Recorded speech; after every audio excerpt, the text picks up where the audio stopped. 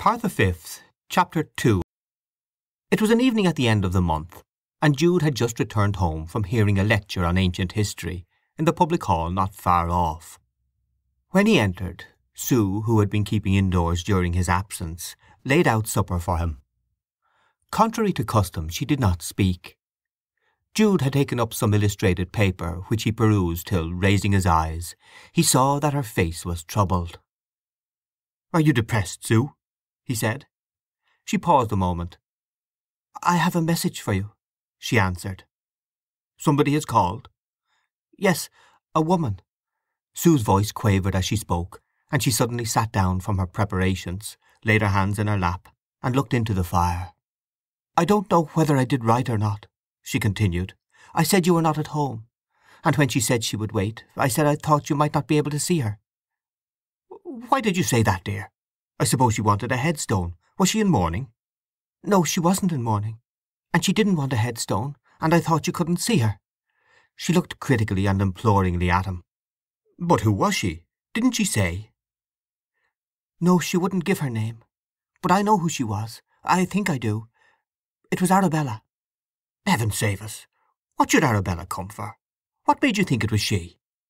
"Oh, I can hardly tell, but I know it was. I feel perfectly certain it was, by the light in her eyes as she looked at me. She was a fleshy, coarse woman." "Well, I should not have called Arabella coarse, exactly, except in speech, though she may be getting so by this time under the duties of the public house. She was rather handsome when I knew her." "Handsome? But yes, so she is." "I think I heard a quiver in your little mouth. Well, waiving that, as she is nothing to me, and virtuously married to another man, why should she come troubling us?" "Are you sure she's married? Have you definite news of it?" "No, not definite news. But that was why she asked me to release her. She and the man both wanted to lead a proper life, as I understood." "Oh, Jude, it was Arabella!" cried Sue, covering her eyes with her hand. "And I am so miserable. It seems such an ill omen, whatever she may have come for. You could not possibly see her, could you?" "I don't really think I could. It would be so very painful to talk to her now, for her as much as for me. However, she's gone. Did she say she would come again?" "No, but she went away very reluctantly." Sue, whom the least thing upset, could not eat any supper, and when Jude had finished his, he prepared to go to bed. He had no sooner raked out the fire, fastened the doors, and got to the top of the stairs than there came a knock. Sue instantly emerged from her room, which she had but just entered. "There she is again," she whispered in appalled accents. "How do you know?" "She knocked like that the last time." They listened, and the knocking came again. No servant was kept in the house, and if the summons were to be responded to, one of them would have to do it in person. "I'll open a window," said Jude. "Whoever it is cannot be expected to be let in at this time." He accordingly went into his bedroom and lifted the sash.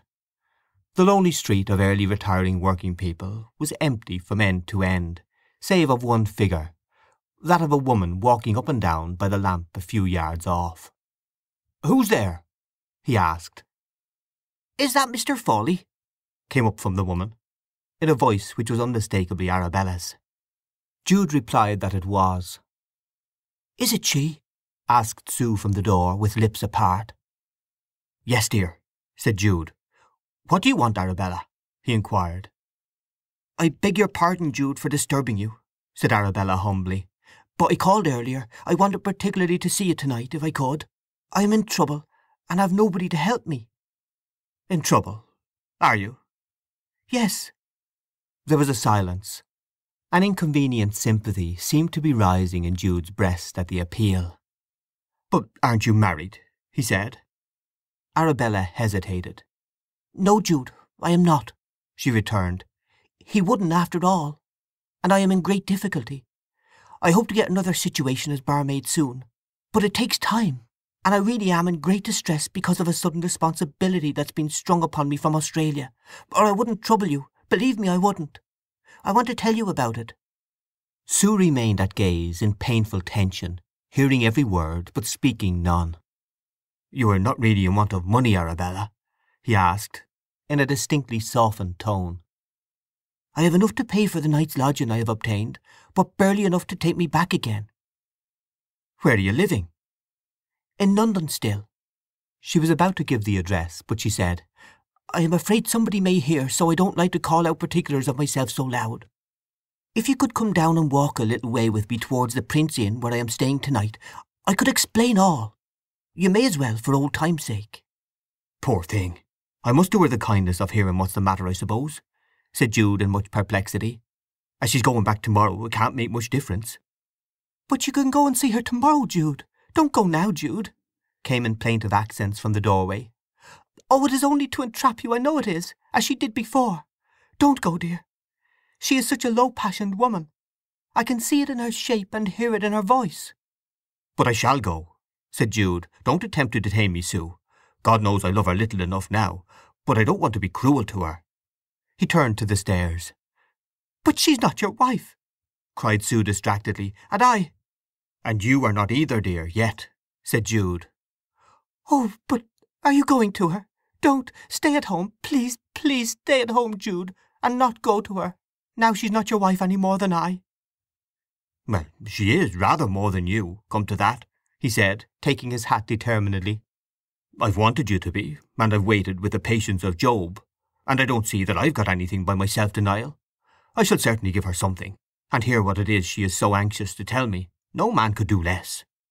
There was that in his manner which she knew it would be futile to oppose.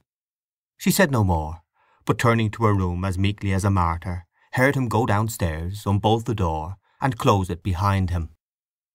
With a woman's disregard of her dignity when in the presence of nobody but herself, she also trotted down, sobbing articulately as she went. She listened. She knew exactly how far it was to the inn that Arabella had named as her lodging. It would occupy about 7 minutes to get there at an ordinary walking pace, 7 to come back again. If he did not return in 14 minutes, he would have lingered. She looked at the clock. It was 25 minutes to 11.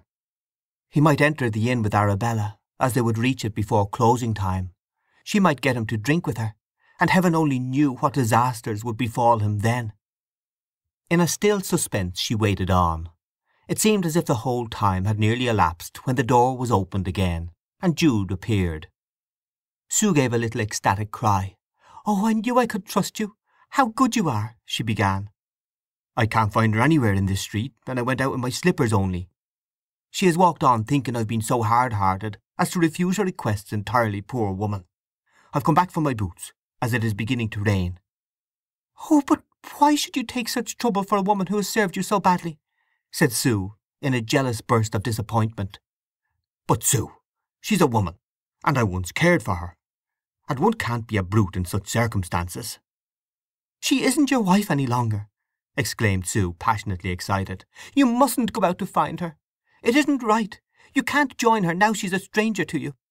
How can you forget such a thing, my dear, dear one?" "She seems just the same as ever, an erring, careless, unreflecting fellow creature," he said, continuing to pull on his boots. "What those legal fellows have been playing at in London makes no difference to my real relations to her. If she was my wife while she was away in Australia with another husband, she's my wife now." "But she wasn't. That's just what I hold. There's the absurdity. Well, you'll come straight back after a few minutes, won't you, dear? She is too low, too coarse for you to talk too long, Jude, and was always." "Perhaps I am coarse too, worse luck. I have the germs of every human infirmity in me, I verily believe. That was why I saw it was so preposterous of me to think of being a curate. I have cured myself of drunkenness, I think, but I never know in what new form a suppressed vice will break out in me. I do love you, Sue, though I have danced attendance on you so long for such poor returns. All that's best and noblest in me loves you, and your freedom from everything that's gross has elevated me, and has enabled me to do what I should never have dreamt myself capable of, or any man, a year or two ago. It's all very well to preach about self-control and the wickedness of coercing a woman, but I should just like a few virtuous people, who have condemned me in the past about Arabella and other things, to have been in my tantalizing position with you through these late weeks. They'd believe, I think, that I have exercised some little restraint in always giving in to your wishes, living here in one house, and not a soul between us." "Yes, you have been good to me, Jude, I know you have, my dear protector." "Well, Arabella has appealed to me for help. I must go out and speak to her, Sue, at least." "I can't say any more. Oh, if you must, you must," she said, bursting out into sobs that seemed to tear her heart. "I have nobody but you, Jude, and you are deserting me. I didn't know you were like this. I can't bear it, I can't. If she were yours it would be different." Or if you were. "Very well, then. If I must, I must. Since you will have it so, I agree. I will be. Only I didn't mean to, and I didn't want to marry again either. But yes, I agree. I agree. I do love you. I ought to have known that you would conquer in the long run living like this." She ran across and flung her arms round his neck. "I am not a cold-natured, sexless creature, am I, for keeping you at such a distance? I'm sure you don't think so. Wait and see. I do belong to you, don't I? I give in." "And I'll arrange for our marriage tomorrow? Or as soon as ever you wish?" "Yes, Jude." "Then I let her go," he said, embracing Sue softly.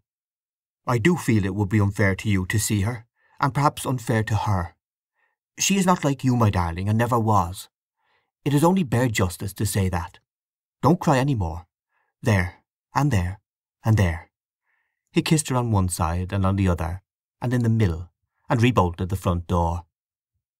The next morning it was wet.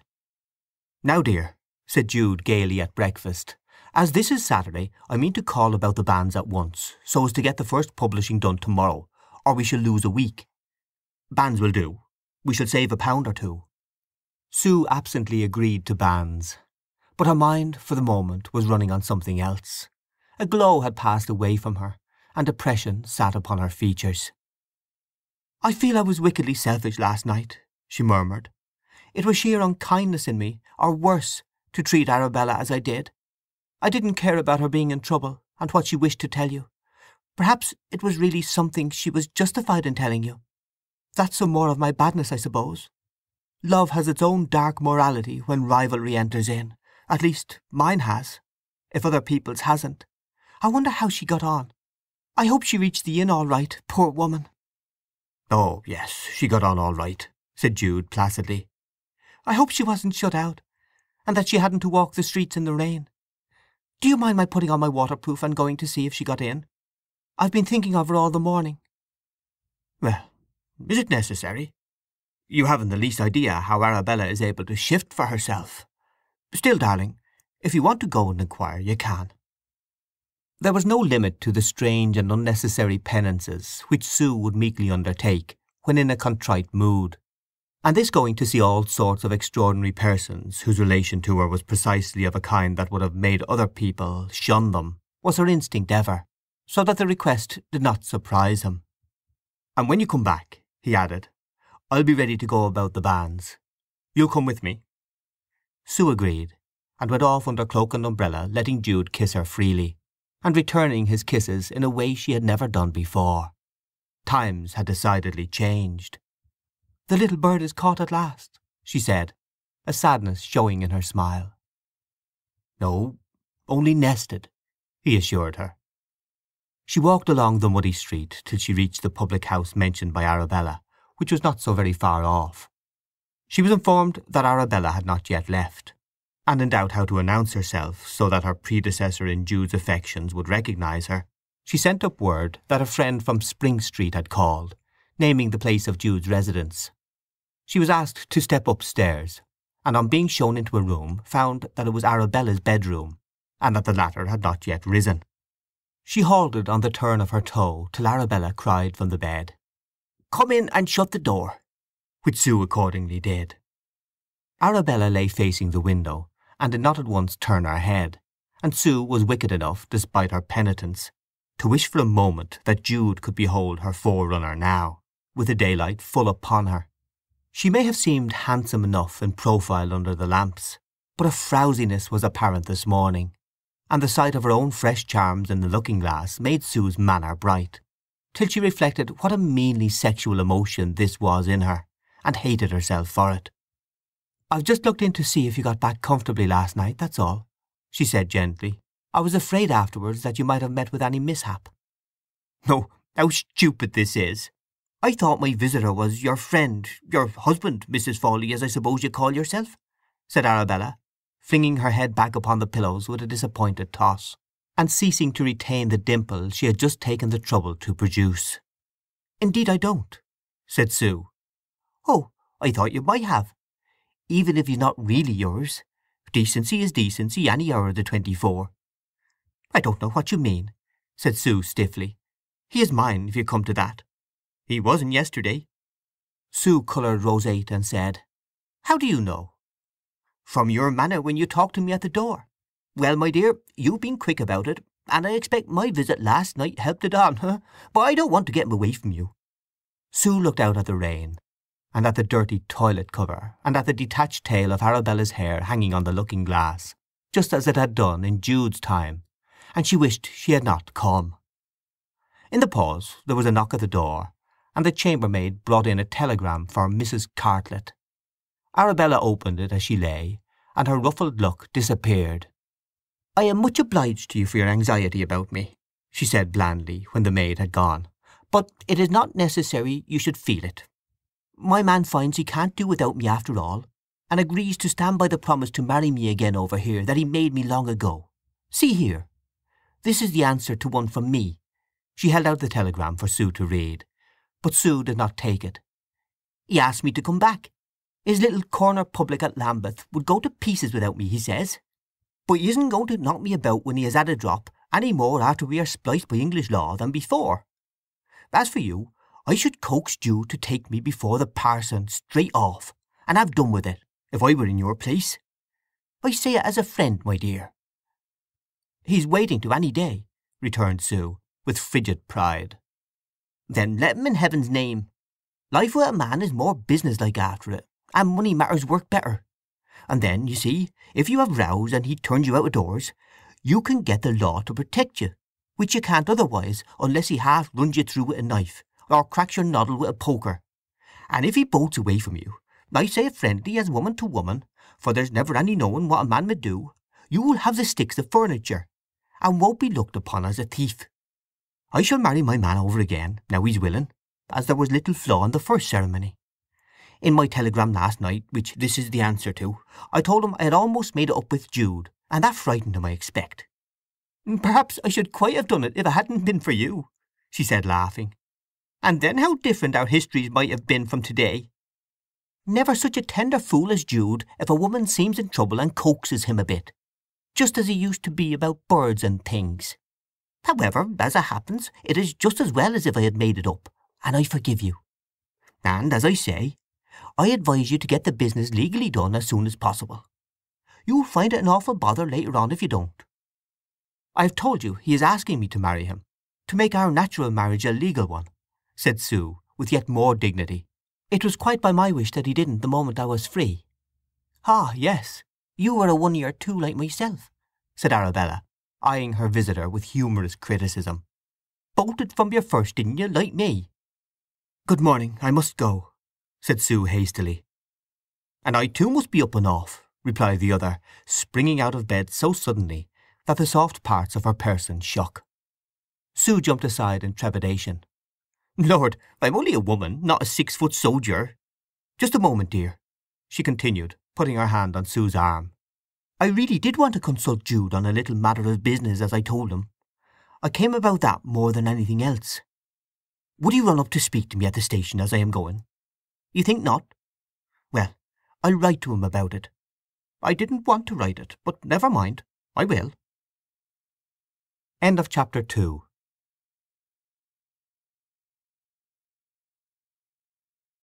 Part the 5th, chapter 3. When Sue reached home, Jude was awaiting her at the door, to take the initial step towards their marriage. She clasped his arm, and they went along silently together, as true comrades oft-times do. He saw that she was preoccupied, and forbore to question her. "Oh, Jude, I have been talking to her," she said at last, "and I wish I hadn't. And yet it is best to be reminded of things." "I hope she was civil." "Yes. I can't help liking her, just a little bit. She's not an ungenerous nature, and I am so glad her difficulties have all suddenly ended." She explained how Arabella had been summoned back, and would be enabled to retrieve her position. "I was referring to our old question. What Arabella has been saying to me has made me feel more than ever how hopelessly vulgar an institution legal marriage is, a sort of trap to catch a man, I can't bear to think of it. I wish I hadn't promised to let you put up the banns this morning." "Oh, don't mind me. Any time will do for me. I thought you might like to get it over quickly now." "Indeed, I don't feel any more anxious now than I did before. Perhaps with any other man I might be a little anxious, but among the very few virtues possessed by your family and mine, dear, I think I may set staunchness. So I am not a bit frightened about losing you, now I really am yours, and you really are mine. In fact, I am easier in my mind than I was, for my conscience is clear about Richard, who now has a right to his freedom. I felt we were deceiving him before." "Sue, you seem when you are like this to be one of the women of some grand old civilization whom I used to read about in my bygone wasted classical days, rather than a denizen of a mere Christian country. I almost expect you to say at these times that you've just been talking to some friend whom you met in the Via Sacra about the latest news of Octavia or Livia, or have been listening to Aspasia's eloquence, or have been watching Praxiteles chiselling away at his latest Venus, while Freen made complaint that she was tired of posing." They had now reached the house of the parish clerk. Sue stood back while her lover went up to the door. His hand was raised to knock when she said, "Jude." He looked round. "Wait a minute. Would you mind?" He came back to her. "Just let us think," she said timidly. "I had such a horrid dream one night. And Arabella—" "What did Arabella say to you?" he asked. "Oh, she said that when people were tied up you could get the law of a man better if he beat you, and how when couples quarrelled.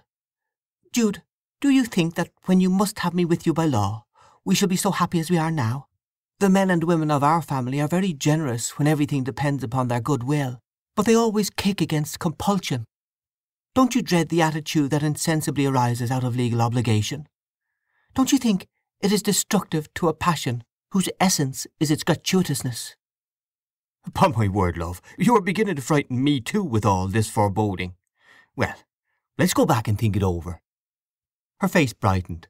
"Yes, so we will," said she, and they turned from the clerk's door, Sue taking his arm and murmuring as they walked on homeward, "Can you keep the bee from ranging, or the ringdove's neck from changing? No, nor fettered love." They thought it over, or postponed thinking. Certainly they postponed action, and seemed to live on in a dreamy paradise. At the end of a fortnight or 3 weeks matters remained unadvanced, and no banns were announced to the ears of any Aldbrickham congregation. Whilst they were postponing and postponing thus, a letter and a newspaper arrived before breakfast one morning from Arabella. Seeing the handwriting, Jude went up to Sue's room and told her, and as soon as she was dressed she hastened down. Sue opened the newspaper and Jude the letter. After glancing at the paper, she held across the first page to him with her finger on a paragraph. But he was so absorbed in his letter that he did not turn a while. "Look," said she. He looked and read. The paper was one that circulated in South London only, and the marked advertisement was simply the announcement of a marriage at St. John's Church, Waterloo Road, under the names Cartlett Donn, the united pair being Arabella and the innkeeper. "Well, it is satisfactory," said Sue complacently, "though after this it seems rather low to do likewise, and I am glad. However, she is provided for now in a way, I suppose, whatever her faults, poor thing. It is nicer that we are able to think that, than to be uneasy about her. I ought to write to Richard, and ask him how he's getting on, perhaps." But Jude's attention was still absorbed. Having merely glanced at the announcement, he said in a disturbed voice, "Listen to this letter. What shall I say or do? The Three Thorns, Lambeth. Dear Jude, I won't be so distant as to call you Mr. Fawley. I sent today a newspaper, from which useful document you will learn that I was married over again to Cartlett last Tuesday, so that business is settled right and tight at last. But what I write about more particular is that private affair I wanted to speak to you on when I came down to Aldbrickham. I couldn't very well tell it to your lady friend, and should much have liked to let you know it by word of mouth, as I could have explained better than by letter. The fact is, Jude, that, though I have never informed you before, there was a boy born of our marriage 8 months after I left you, when I was at Sydney, living with my father and mother. All that is easily provable. As I had separated from you before I thought such a thing was going to happen, and as I was over there and our quarrel had been sharp, I did not think it convenient to write about the birth. I was then looking out for a good situation, so my parents took the child, and he has been with them ever since. That was why I did not mention it when I met you in Christminster, nor at the law proceedings. He is now of an intelligent age, of course, and my mother and father have lately written to say that, as they have rather a hard struggle over there, and I am settled comfortably here, they don't see why they should be encumbered with the child any longer, his parents being alive. I would have him with me here in a moment, but he is not old enough to be of any use in the bar, nor will be for years and years, and naturally Cartlett might think him in the way.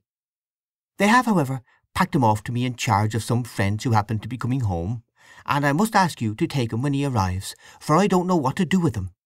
He is lawfully yours, that I solemnly swear. If anybody says he isn't, call them brimstone liars for my sake. Whatever I may have done before or afterwards, I was honest to you from the time we were married till I went away, and I remain yours, Arabella Cartlett. Sue's look was one of dismay. "What will you do, dear?" she asked faintly. Jude did not reply, and Sue watched him anxiously, with heavy breaths. "It hits me hard," said he in an under voice. "It may be true, I can't make it out. Certainly, if his birth was exactly when she says, he's mine. I cannot think why she didn't tell me when I met her at Christminster, and came on here that evening with her. I do remember now that she said something about having a thing on her mind that she would like me to know, if ever we lived together again." "The poor child seems to be wanted by nobody," Sue replied, and her eyes filled. Jude had by this time come to himself. "What a view of life he must have, mine or not mine," he said. "I must say that, if I were better off, I should not stop for a moment to think whose he might be. I would take him and bring him up. The beggarly question of parentage, what is it after all? What does it matter when you come to think of it, whether a child is yours by blood or not? All the little ones of our time are collectively the children of us adults of the time, and entitled to our general care. That excessive regard of our parents for their own children, and their dislike of other people's, is, like class-feeling, patriotism, save-your-own-soulism, and other virtues, a mean exclusiveness at bottom." Sue jumped up and kissed Jude with passionate devotion. "Yes, so it is, dearest. And we'll have him here, and if he isn't yours, it makes it all the better. I do hope he isn't, though perhaps I ought not to feel quite that. If he isn't, I should like so much for us to have him as an adopted child." "Well, you must assume about him what is most pleasing to you, my curious little comrade," he said. "I feel that, anyhow, I don't like to leave the unfortunate little fellow to neglect. Just think of his life in a Lambeth pothouse, and all its evil influences, with a parent who doesn't want him, and has indeed hardly seen him, and a stepfather who doesn't know him. Let the day perish wherein I was born, and the night in which it was said, 'There is a man-child conceived.' That's what the boy, my boy perhaps, will find himself saying before long." "Oh, no." "As I was the petitioner, I am really entitled to his custody, I suppose." "Whether or no, we must have him. I see that. I'll do the best I can to be a mother to him, and we can afford to keep him somehow. I'll work harder. I wonder when he'll arrive." "In the course of a few weeks, I suppose." "I wish— When shall we have the courage to marry, Jude?" "Whenever you have it, I think I shall. It remains with you entirely, dear. Only say the word, and it's done." "Before the boy comes?" "Certainly." "It would make a more natural home for him, perhaps," she murmured.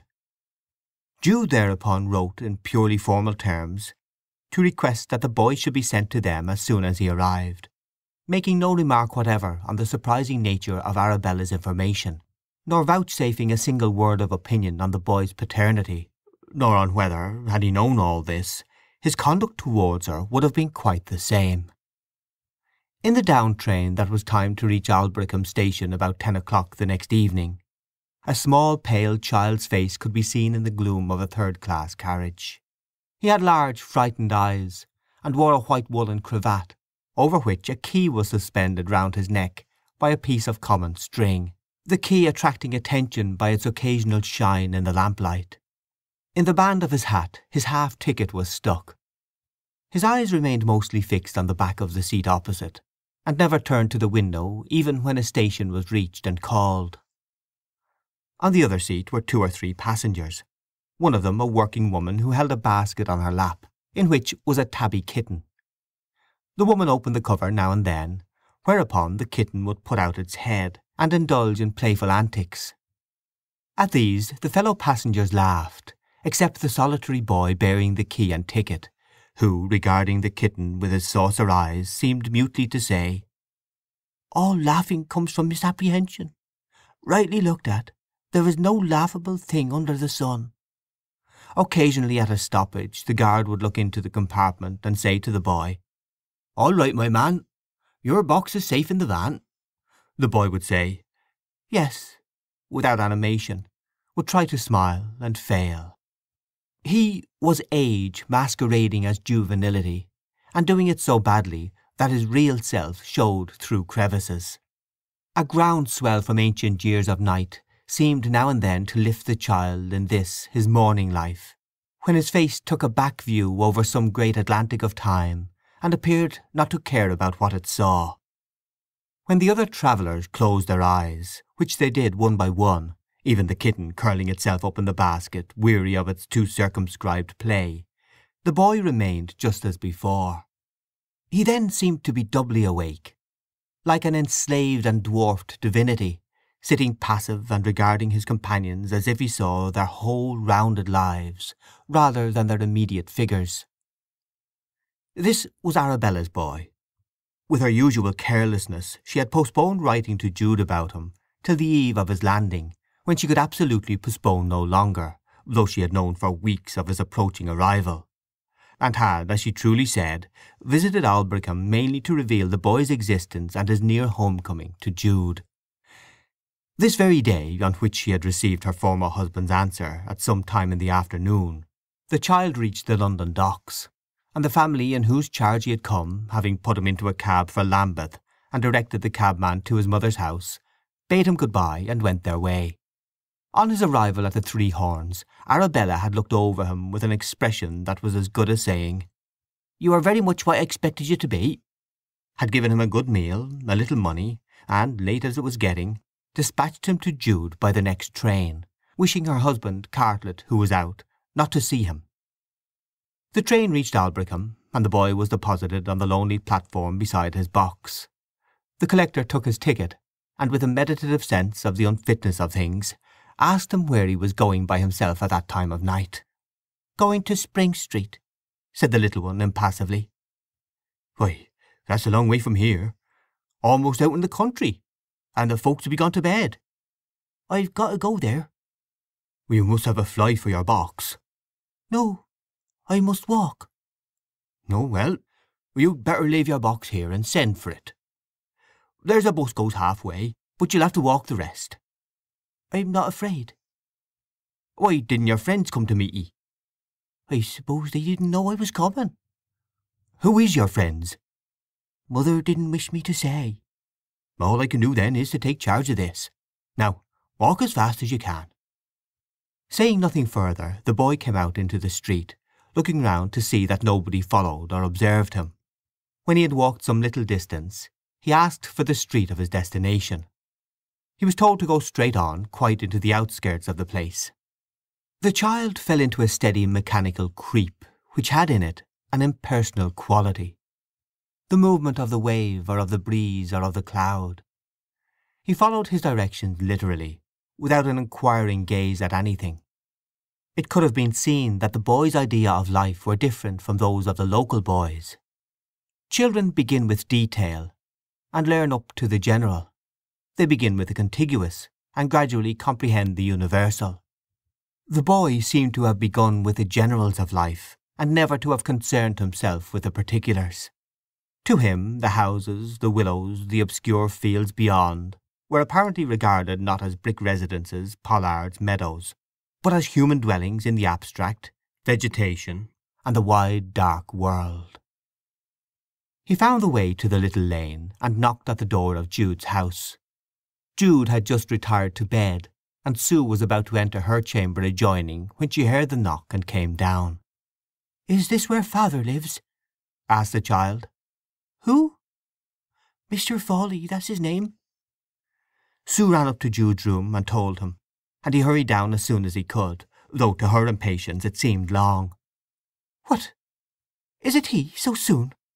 she asked as Jude came. She scrutinized the child's features, and suddenly went away into the little sitting-room adjoining.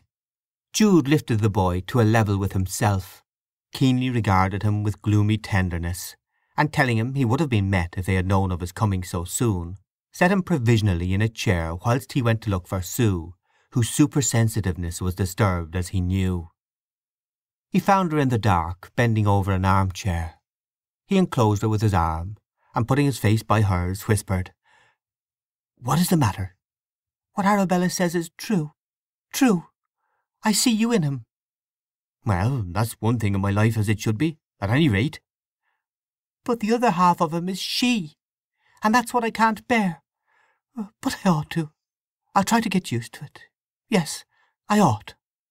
"Jealous little Sue! I withdraw all remarks about your sexlessness. Never mind. Time may right things.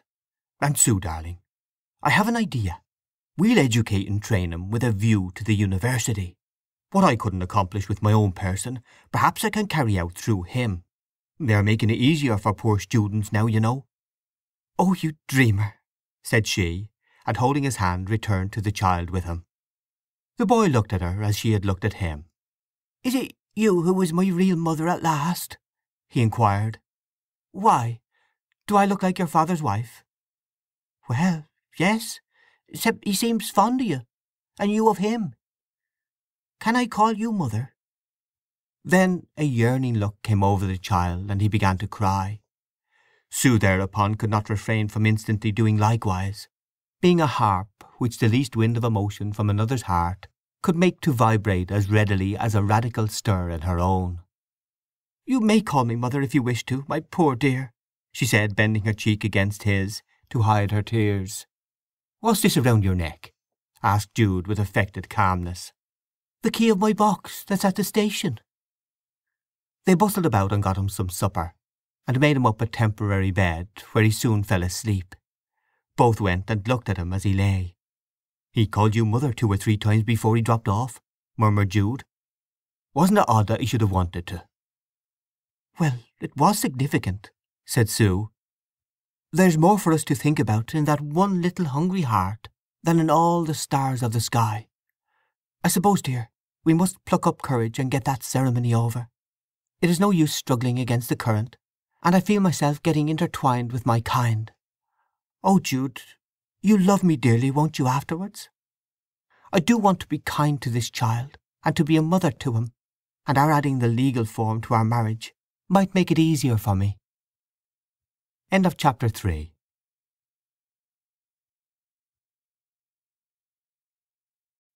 Part the 5th, chapter 4. Their next and second attempt thereat was more deliberately made, though it was begun on the morning following the singular child's arrival at their home.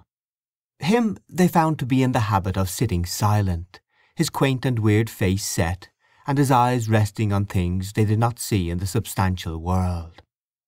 "His face is like the tragic mask of Melpomene," said Sue. "What is your name, dear? Did you tell us?" "Little Father Time is what they always called me. It is a nickname because I look so aged, they say." "And you talk so too," said Sue tenderly. "It is strange, Jude, that these preternaturally old boys almost always come from new countries. But what were you christened?" "I never was." "Why was that?"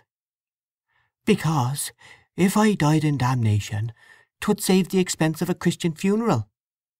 "Oh, your name is not Jude, then?" said his father with some disappointment. The boy shook his head. "Never heard on it." "Of course not," said Sue quickly, "since she was hating you all the time." "We'll have him christened," said Jude, and privately to Sue, "the day we are married." Yet the advent of the child disturbed him. Their position lent them shyness, and having an impression that a marriage at a superintendent registrar's office was more private than an ecclesiastical one, they decided to avoid a church this time. Both Sue and Jude together went to the office of the district to give notice. They had become such companions that they could hardly do anything of importance except in each other's company. Jude Fawley signed the form of notice, Sue looking over his shoulder and watching his hand as it traced the words. As she read the four-square undertaking, never before seen by her, into which her own and Jude's names were inserted, and by which that very volatile essence, their love for each other, was supposed to be made permanent, her face seemed to grow painfully apprehensive. Names and surnames of the parties. They were to be parties now, not lovers, she thought. Condition. A horrid idea. Rank or occupation. Age. Dwelling at. Length of residence. Church or building in which the marriage is to be solemnized. District and county in which the parties respectively dwell. "It spoils the sentiment, doesn't it?" she said on the way home. "It seems making a more sordid business of it even than signing the contract in a vestry. There is a little poetry in a church, but we'll try to get through it, dearest, now." "We will. For what man is he that hath betrothed a wife and hath not taken her? Let him go and return unto his house, lest he die in the battle, and another man take her. So said the Jewish lawgiver." "How you know the Scriptures, Jude! You really ought to have been a parson. I can only quote profane writers." During the interval before the issuing of the certificate, Sue, in her housekeeping errands, sometimes walked past the office, and furtively glancing in saw affixed to the wall the notice of the proposed clinch to their union. She could not bear its aspect. Coming after her previous experience of matrimony, all the romance of their attachment seemed to be starved away by placing her present case in the same category. She was usually leading little Father Time by the hand, and fancied that people thought him hers, and regarded the intended ceremony as the patching up of an old error. Meanwhile Jude decided to link his present with his past in some slight degree, by inviting to the wedding the only person remaining on earth who was associated with his early life at Marygreen, the aged widow, Mrs. Edlin, who had been his great-aunt's friend and nurse in her last illness. He hardly expected that she would come, but she did, bringing singular presents, in the form of apples, jams, brass snuffers, an ancient pewter dish, a warming pan, and an enormous bag of goose feathers towards a bed. She was allotted the spare room in Jude's house, whither she retired early, and where they could hear her through the ceiling below, honestly saying the Lord's Prayer in a loud voice, as the rubric directed. As, however, she could not sleep, and discovered that Sue and Jude were still sitting up, it being in fact only 10 o'clock, she dressed herself again and came down, and they all sat by the fire till a late hour, Father Time included, though as he never spoke they were hardly conscious of him. "Well, I bain't set against marrying as your great-aunt was," said the widow, "and I hope 'twill be a jocund wedding for ye in all respects this time. Nobody can hope it more, knowing what I do of your families, which is more, I suppose, than anybody else now living, for they have been unlucky that way, God knows." Sue breathed uneasily. "They was always good-hearted people, too. Wouldn't kill a fly if they knowed it," continued the wedding guest. "But things happened to thwart them, and if everything wasn't bitty they were upset. No doubt that's how he that the tale is told of came to do what it did, if he were one of your family." "What was that?" said Jude. "Well, that tale, ye know. He that was gibbeted just on the brow of the hill by the Brown House, not far from the milestone between Marygreen and Alfredston, where the other road branches off. But, Lord, 'twas in my grandfather's time, and it medn't have been one of your folk at all." "I know where the gibbet is said to have stood very well," murmured Jude, "but I never heard of this. What, did this man, my ancestor and Sue's, kill his wife?" "'Twere not that exactly. She ran away from him with her child to her friends, and while she was there the child died. He wanted the body, to bury it where his people lay, but she wouldn't give it up. Her husband then came in the night with a cart, and broke into the house to steal the coffin away, but he was catched, and being obstinate, wouldn't tell what he broke in for. They brought it in burglary, and that's why he was hanged and gibbeted on Brown House Hill. His wife went mad after he was dead, But it midn't be true that he belonged to ye more than to me." A small, slow voice rose from the shade of the fireside, as if out of the earth. "If I was you, Mother, I wouldn't marry Father." It came from little Time, and they started, for they had forgotten him. "Oh, it is only a tale," said Sue cheeringly. After this exhilarating tradition from the widow, on the eve of the solemnization, they rose, and wishing their guests good night, retired. The next morning Sue, whose nervousness intensified with the hours, took Jude privately into the sitting-room before starting. "Jude, I want you to kiss me, as a lover, incorporeally," she said tremulously, nestling up to him, with damp lashes. "It won't be ever like this any more, will it? I wish we hadn't begun the business, but I suppose we must go on. How horrid that story was last night! It spoilt my thoughts of today. It makes me feel as if a tragic doom overhung our family, as it did the house of Atreus." "Or the house of Jeroboam," said the quondam theologian. "Yes, and it seems awful temerity in us two to go marrying. I'm going to vow to you in the same words I vowed to my other husband, and you to me in the same you used to your other wife, regardless of the deterrent lesson we were taught by those experiments." "If you are uneasy, I am made unhappy," said he. "I had hoped you would feel quite joyful, but if you don't, you don't. It is no use pretending. It is a dismal business to you, and that makes it so to me." "It is unpleasantly like that other morning, that's all," she murmured. "Let us go on now." They started arm in arm for the office aforesaid, no witness accompanying them except the widow Edlin. The day was chilly and dull, and a clammy fog blew through the town from royal-towered Thame. On the steps of the office were the muddy footmarks of people who had entered, and in the entry were damp umbrellas. Within the office several persons were gathered, and our couple perceived that a marriage between a soldier and a young woman was just in progress.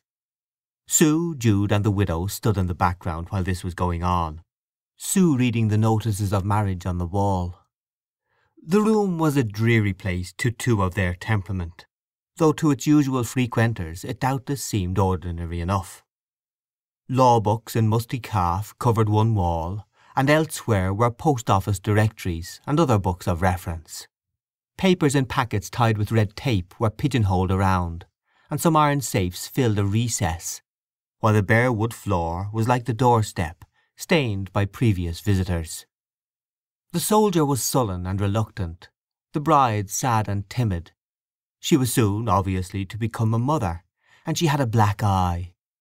Their little business was soon done, and the twain and their friends straggled out, one of the witnesses saying casually to Jude and Sue in passing, as if he had known them before, "See that couple just come in?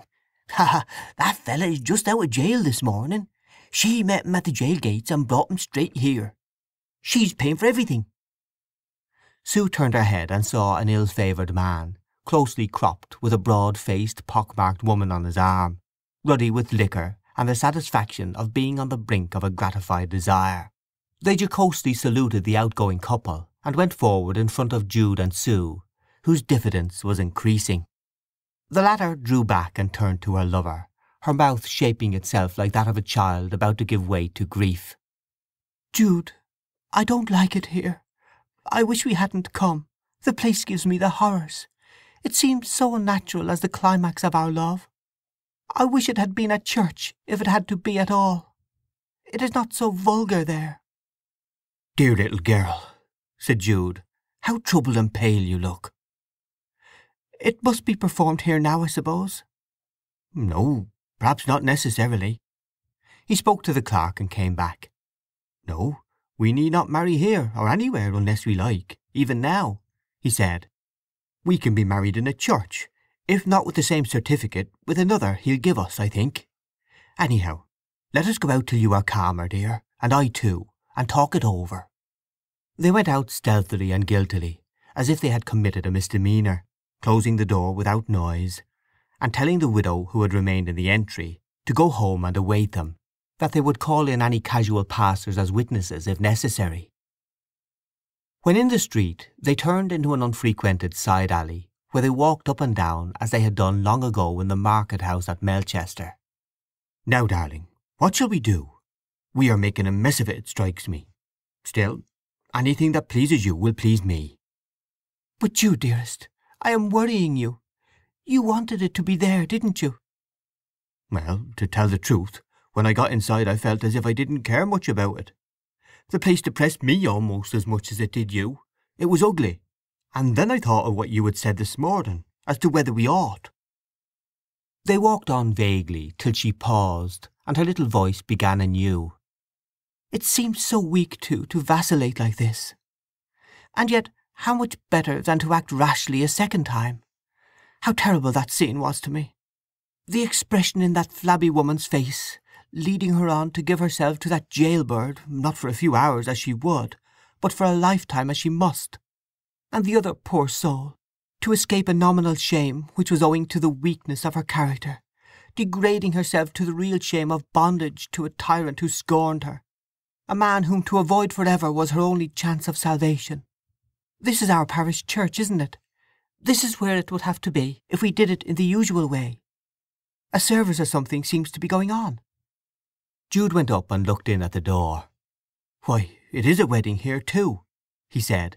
"Everybody seems to be in our track today." Sue said she supposed it was because Lent was just over, and there was always a crowd of marriages. "Let us listen," she said, "and find out how it feels to us when performed in a church." They stepped in, and entered a back seat, and watched the proceedings at the altar. The contracting couple appeared to belong to the well-to-do middle class, and the wedding altogether was of ordinary prettiness and interest. They could see the flowers tremble in the bride's hand, even at that distance, and could hear her mechanical murmur of words whose meaning her brain seemed to gather not at all under the pressure of her self-consciousness. Sue and Jude listened, and severally saw themselves in time past going through the same form of self-committal. "It is not the same to her, poor thing, as it would be to me doing it over again with my present knowledge," Sue whispered.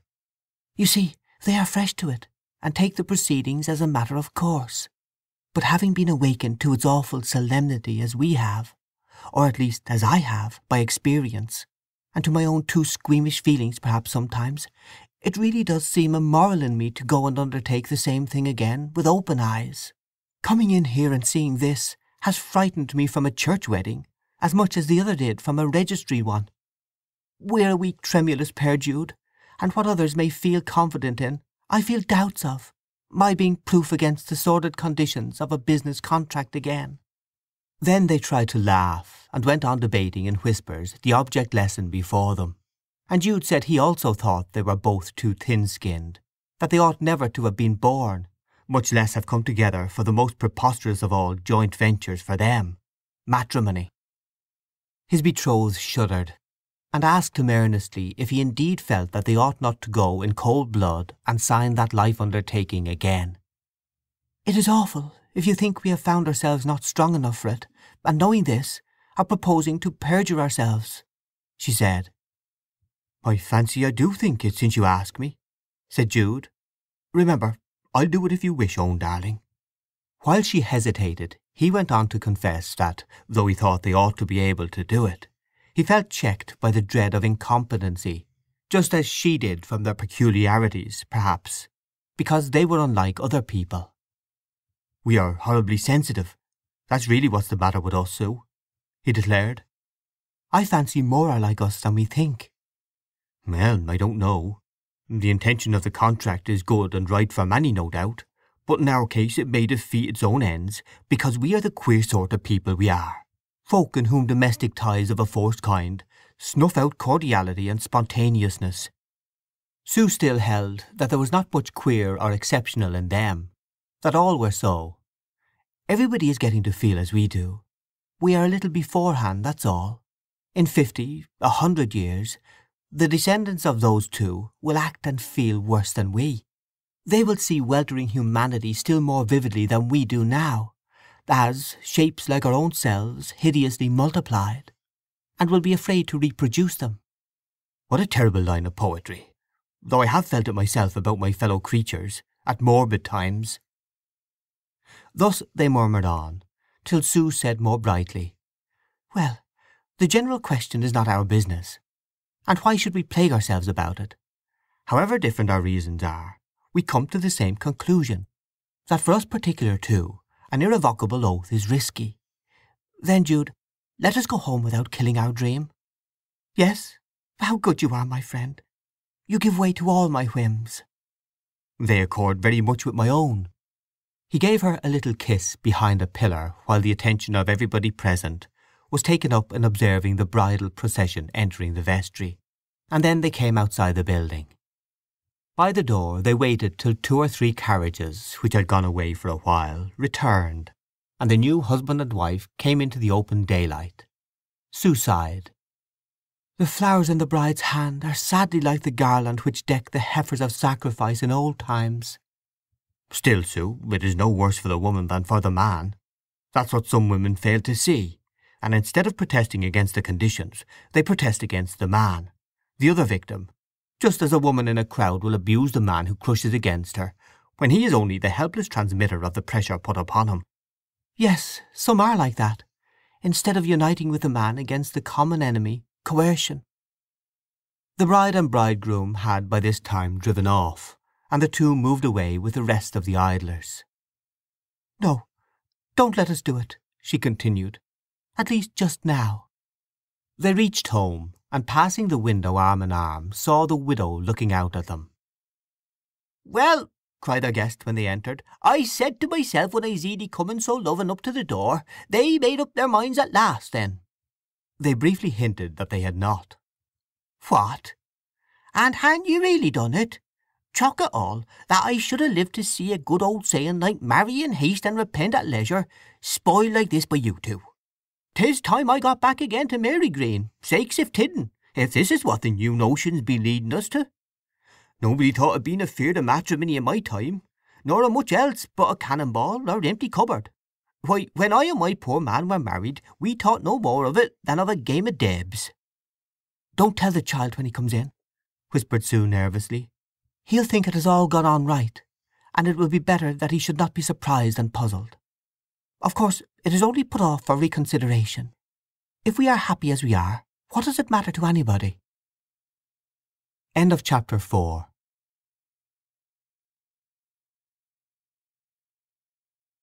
Part the 5th, Chapter 5. The purpose of a chronicler of moods and deeds does not require him to express his personal views upon the grave controversy above given. That the twain were happy between their times of sadness was indubitable, and when the unexpected apparition of Jude's child in the house had shown itself to be no such disturbing event as it had looked, but one that brought into their lives a new and tender interest of an ennobling and unselfish kind, it rather helped than injured their happiness. To be sure, with such pleasing anxious beings as they were, the boy's coming also brought with it much thought for the future, particularly as he seemed at present to be singularly deficient in all the usual hopes of childhood. But the pair tried to dismiss, for a while at least, a too strenuously forward view. There is in Upper Wessex an old town of 9 or 10,000 souls. The town may be called Stoke Barehills. It stands with its gaunt, unattractive ancient church and its new red-brick suburb, amid the open, chalk-soiled cornlands near the middle of an imaginary triangle which has for its 3 corners the towns of Aldbrickham and Wintoncester and the important military station of Quartershot. The Great Western Highway from London passes through it, near a point where the road branches into 2, merely to unite again some 20 miles further westward.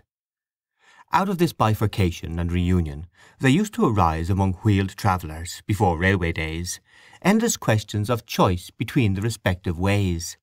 But the question is now as dead as the Scott and Lot freeholder, the road waggoner, and the mail coachman who disputed it.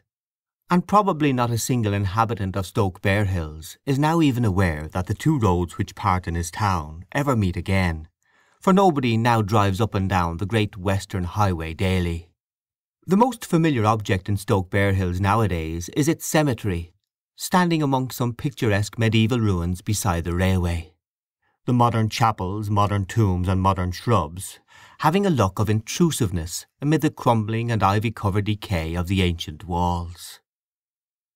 On a certain day, however, in the particular year which has now been reached by this narrative, the month being early June, the features of the town excite little interest, though many visitors arrive by the trains, some down trains in especial nearly emptying themselves here. It is the week of the great Wessex Agricultural Show, whose vast encampment spreads over the open outskirts of the town like the tents of an investing army. Rows of marquees, huts, booths, pavilions, arcades, porticos, every kind of structure short of a permanent one, cover the green field for the space of a square half-mile, and the crowds of arrivals walk through the town in a mass and make straight for the exhibition ground. The way thereto is lined with shows, stalls, and hawkers on foot, who make a market-place of the whole roadway to the show proper, and lead some of the improvident to lighten their pockets appreciably before they reach the gates of the exhibition they came expressly to see. It is the popular day, the shilling day, and of the fast-arriving excursion trains, 2 from different directions enter the 2 contiguous railway stations at almost the same minute. One, like several which have preceded it, comes from London, the other by a cross line from Aldbrickham, and from the London train alights a couple, a short, rather bloated man, with a globular stomach and small legs, resembling a top on 2 pegs, accompanied by a woman of rather fine figure and rather red face, dressed in black material, and covered with beads from bonnet to skirt that made her glisten as if clad in chain mail. They cast their eyes around. The man was about to hire a fly, as some others had done, when the woman said, "Don't be in such a hurry, Cartlet. It isn't so very far to the show yard. Let us walk down the street into the place. Perhaps I can pick up a cheap bit of furniture or old china. It is years since I was here, ever since I lived as a girl at Aldbrickham, and used to come across for a trip sometimes with my young man." "You can't carry home furniture by excursion train," said in a thick voice her husband, the landlord of the Three Horns, Lambeth, for they had both come down from the Tavern in that excellent, densely populated, gin-drinking neighbourhood, which they had occupied ever since the advertisement in those words had attracted them thither. The configuration of the landlord showed that he too, like his customers, was becoming affected by the liquors he retailed. "Then I'll get it sent, if I see any worth having," said his wife. They sauntered on, but had barely entered the town when her attention was attracted by a young couple leading a child, who had come out from the second platform, into which the train from Aldbrickham had steamed. They were walking just in front of the innkeeper's. "Sakes alive!" said Arabella. "What's that?" said Cartlet. "Who do you think that couple is? Don't you recognize the man?" "No, not from the photos I've showed you." "Is it Fawley?" "Yes, of course." "Oh, well, I suppose he was inclined for a little sightseeing like the rest of us." Cartlet's interest in Jude, whatever it might have been when Arabella was new to him, had plainly flagged since her charms and her idiosyncrasies, her supernumerary hair coils, and her optional dimples were becoming as a tale that is told. Arabella so regulated her pace and her husband's as to keep just in the rear of the other 3, which it was easy to do without notice in such a stream of pedestrians. Her answers to Cartlet's remarks were vague and slight, for the group in front interested her more than all the rest of the spectacle. "They are rather fond of one another, and of their child, seemingly," continued the publican. "Their child? 'Tisn't their child," said Arabella, with a curious sudden covetousness. "They haven't been married long enough for it to be theirs." But although the smouldering maternal instinct was strong enough in her to lead her to quash her husband's conjecture, she was not disposed on second thoughts to be more candid than necessary. Mr. Cartlet had no other idea than that his wife's child by her first husband was with his grandparents at the Antipodes. "Oh, I suppose not. She looks quite a girl." "They are only lovers, or lately married, and have the child in charge, as anybody can see." All continued to move ahead. The unwitting Sue and Jude, the couple in question, had determined to make this agricultural exhibition within 20 miles of their own town the occasion of a day's excursion, which should combine exercise and amusement with instruction at small expense. Not regardful of themselves alone, they had taken care to bring Father time, to try every means of making him kindle and laugh like other boys, though he was to some extent a hindrance to the delightfully unreserved intercourse in their pilgrimages, which they so much enjoyed. But they soon ceased to consider him an observer, and went along with that tender attention to each other which the shyest can scarcely disguise, and which these, among entire strangers as they imagined, took less trouble to disguise than they might have done at home. Sue, in her new summer clothes, flexible and light as a bird, her little thumb stuck up by the stem of her white cotton sunshade, went along as if she hardly touched the ground, and as if a moderately strong puff of wind would float her over the hedge into the next field. Jude, in his light grey holiday suit, was really proud of her companionship, not more for her external attractiveness than for her sympathetic words and ways. That complete mutual understanding, in which every glance and movement was as effectual as speech for conveying intelligence between them, made them almost the two parts of a single whole. The pair with their charge passed through the turnstiles, Arabella and her husband not far behind them. When inside the enclosure, the publican's wife could see that the two ahead began to take trouble with the youngster, pointing out and explaining the many objects of interest, alive and dead, and a passing sadness would touch their faces at every failure to disturb his indifference. "How she sticks to him," said Arabella. "Oh no, I fancy they are not married, or they wouldn't be so much to one another as that. I wonder." "But I thought you said he did marry her." "I heard he was going to, that's all. Going to make another attempt after putting it off once or twice. As far as they themselves are concerned, they are the only two in the whole show. I should be ashamed of myself making so silly if I were he." "I don't see as how there's anything remarkable in their behaviour. I should never have noticed their being in love if you hadn't said so." "You never see anything," she rejoined. Nevertheless, Cartlett's view of the lovers' or married pair's conduct was undoubtedly that of the general crowd, whose attention seemed to be in no way attracted by what Arabella's sharpened vision discerned. "He's charmed by her as if she were some fairy," continued Arabella. "See how he looks round at her, and lets his eyes rest on her.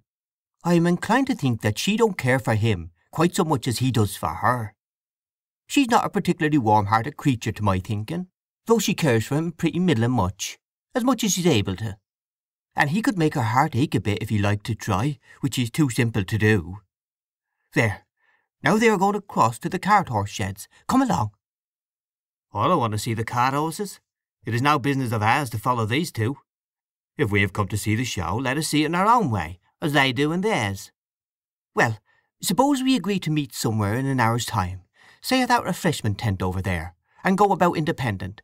Then you can look at what you choose to, and so can I." Cartlett was not loath to agree to this, and they parted, he proceeding to the shed where malting processes were being exhibited, and Arabella in the direction taken by Jude and Sue. Before, however, she had regained their wake, a laughing face met her own, and she was confronted by Annie, the friend of her girlhood. Annie had burst out in hearty laughter at the mere fact of the chance encounter. "I am still living down here," she said as soon as she was composed. "I am soon going to be married, but my intended wouldn't come up here to-day. But there's lots of us come by excursion, though we've lost the rest of them for the present."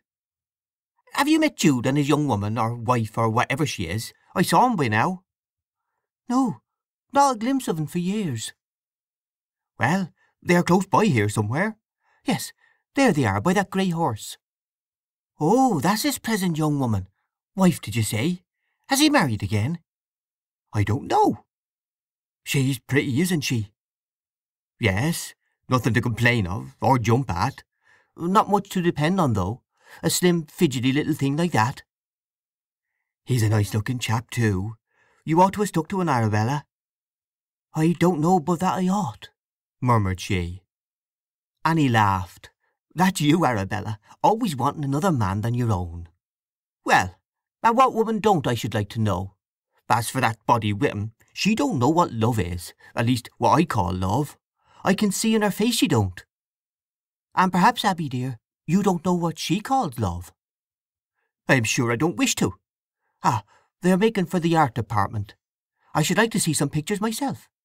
Suppose we go that way. Why, if all Wessex isn't here, I verily believe. There's Dr. Vilbert. Haven't seen him for years, and he's not looking a day older than when I used to know him. How do you do, physician? I was just saying that you don't look a day older than when you knew me as a girl. Simply the result of taking my own pills regular, ma'am. Only 2 and threepence a box, warranted efficacious by the government stamp. Now, let me advise you to purchase the same immunity from the ravages of time by following my example. Only 2 and 3. The physician had produced a box from his waistcoat pocket, and Arabella was induced to make the purchase.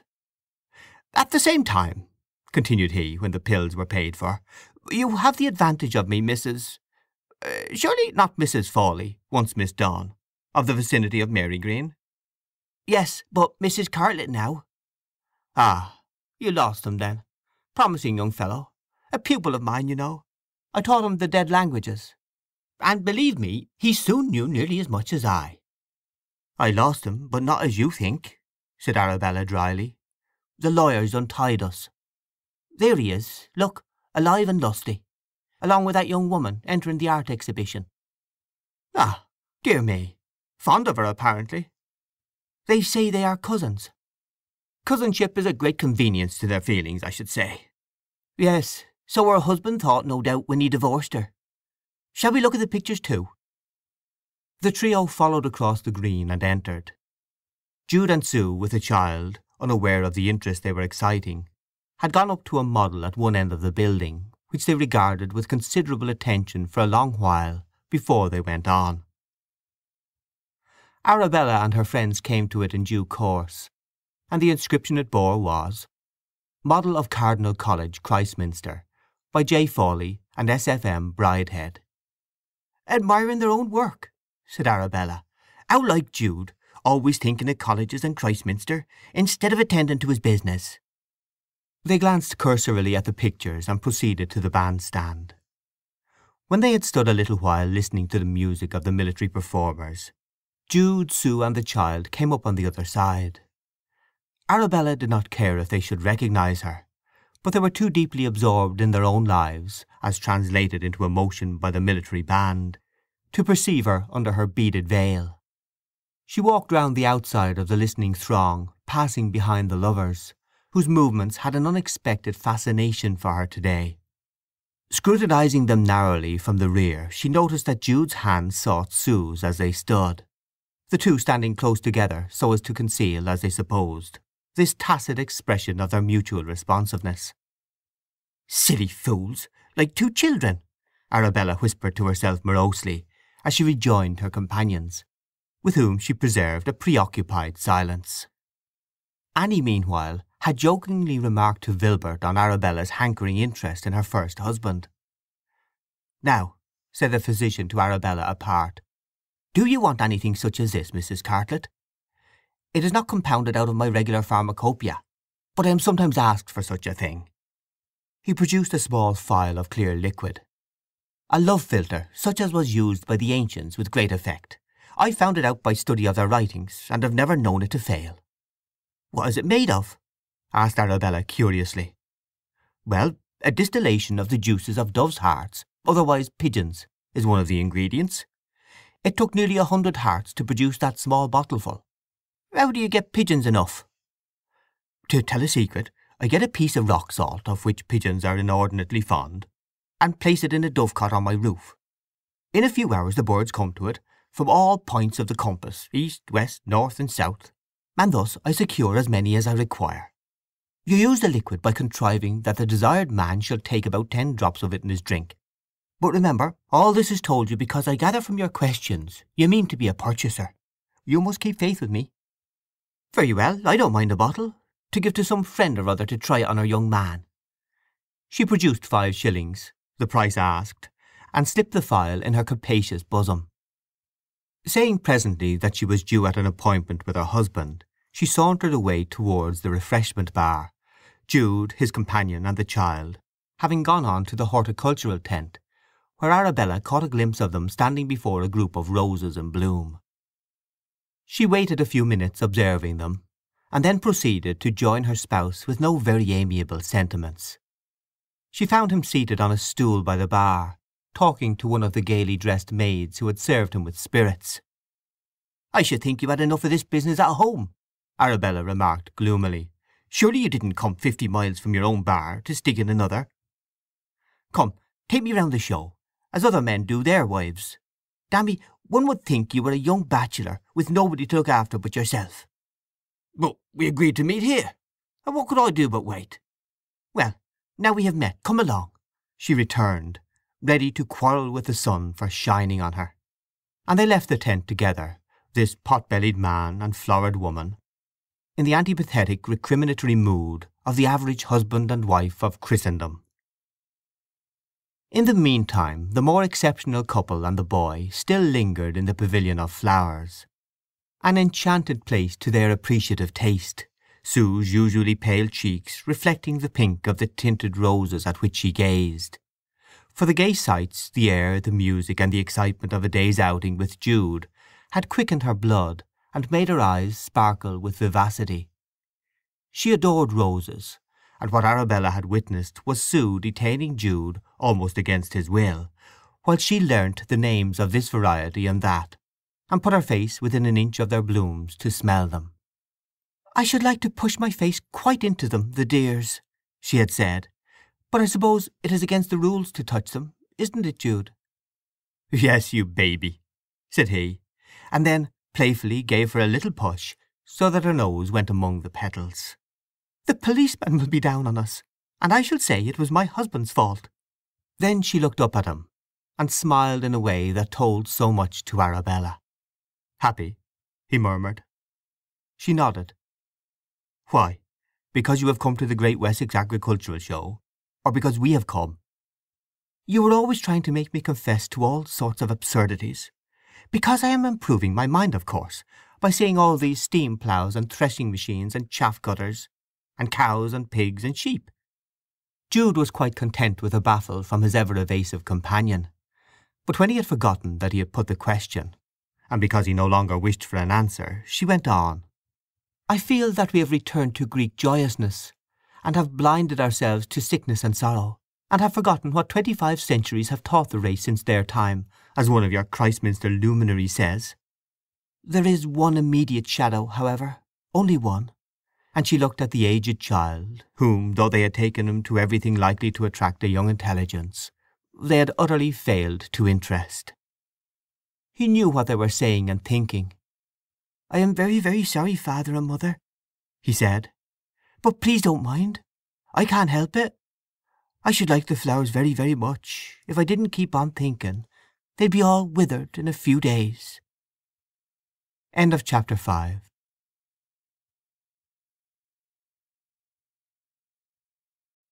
Part the 5th, chapter 6 of The unnoticed lives that the pair had hitherto led began, from the day of the suspended wedding onwards, to be observed and discussed by other persons than Arabella. The society of Spring Street and the neighbourhood generally did not understand, and probably could not have been made to understand, Sue and Jude's private minds, emotions, positions, and fears. The curious facts of a child coming to them unexpectedly, who called Jude father and Sue mother, and a hitch in a marriage ceremony intended for quietness to be performed at a registrar's office, together with rumours of the undefended cases in the law courts, bore only one translation to plain minds. Little Time, for though he was formally turned into Jude, the apt nickname stuck to him, would come home from school in the evening and repeat inquiries and remarks that had been made to him by the other boys, and cause Sue, and Jude when he heard them, a great deal of pain and sadness. The result was that shortly after the attempt at the registrar's, the pair went off, to London it was believed, for several days, hiring somebody to look to the boy. When they came back, they let it be understood indirectly, and with total indifference and weariness of mien, that they were legally married at last. Sue, who had previously been called Mrs. Bridehead, now openly adopted the name of Mrs. Fawley. Her dull, cowed and listless manner for days seemed to substantiate all this.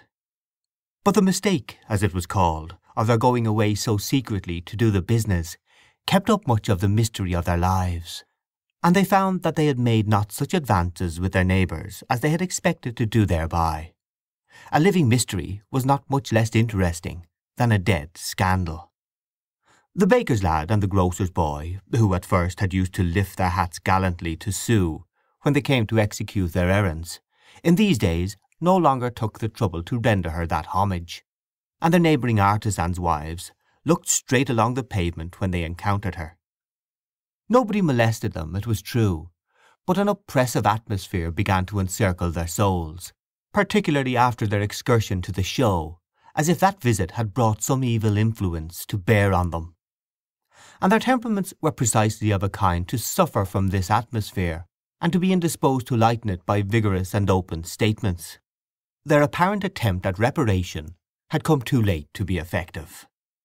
The headstone and epitaph orders fell off, and 2 or 3 months later, when autumn came, Jude perceived that he would have to return to journey work again, a course all the more unfortunate just now, in that he had not as yet cleared off the debt he had unavoidably incurred in the payment of the law costs of the previous year.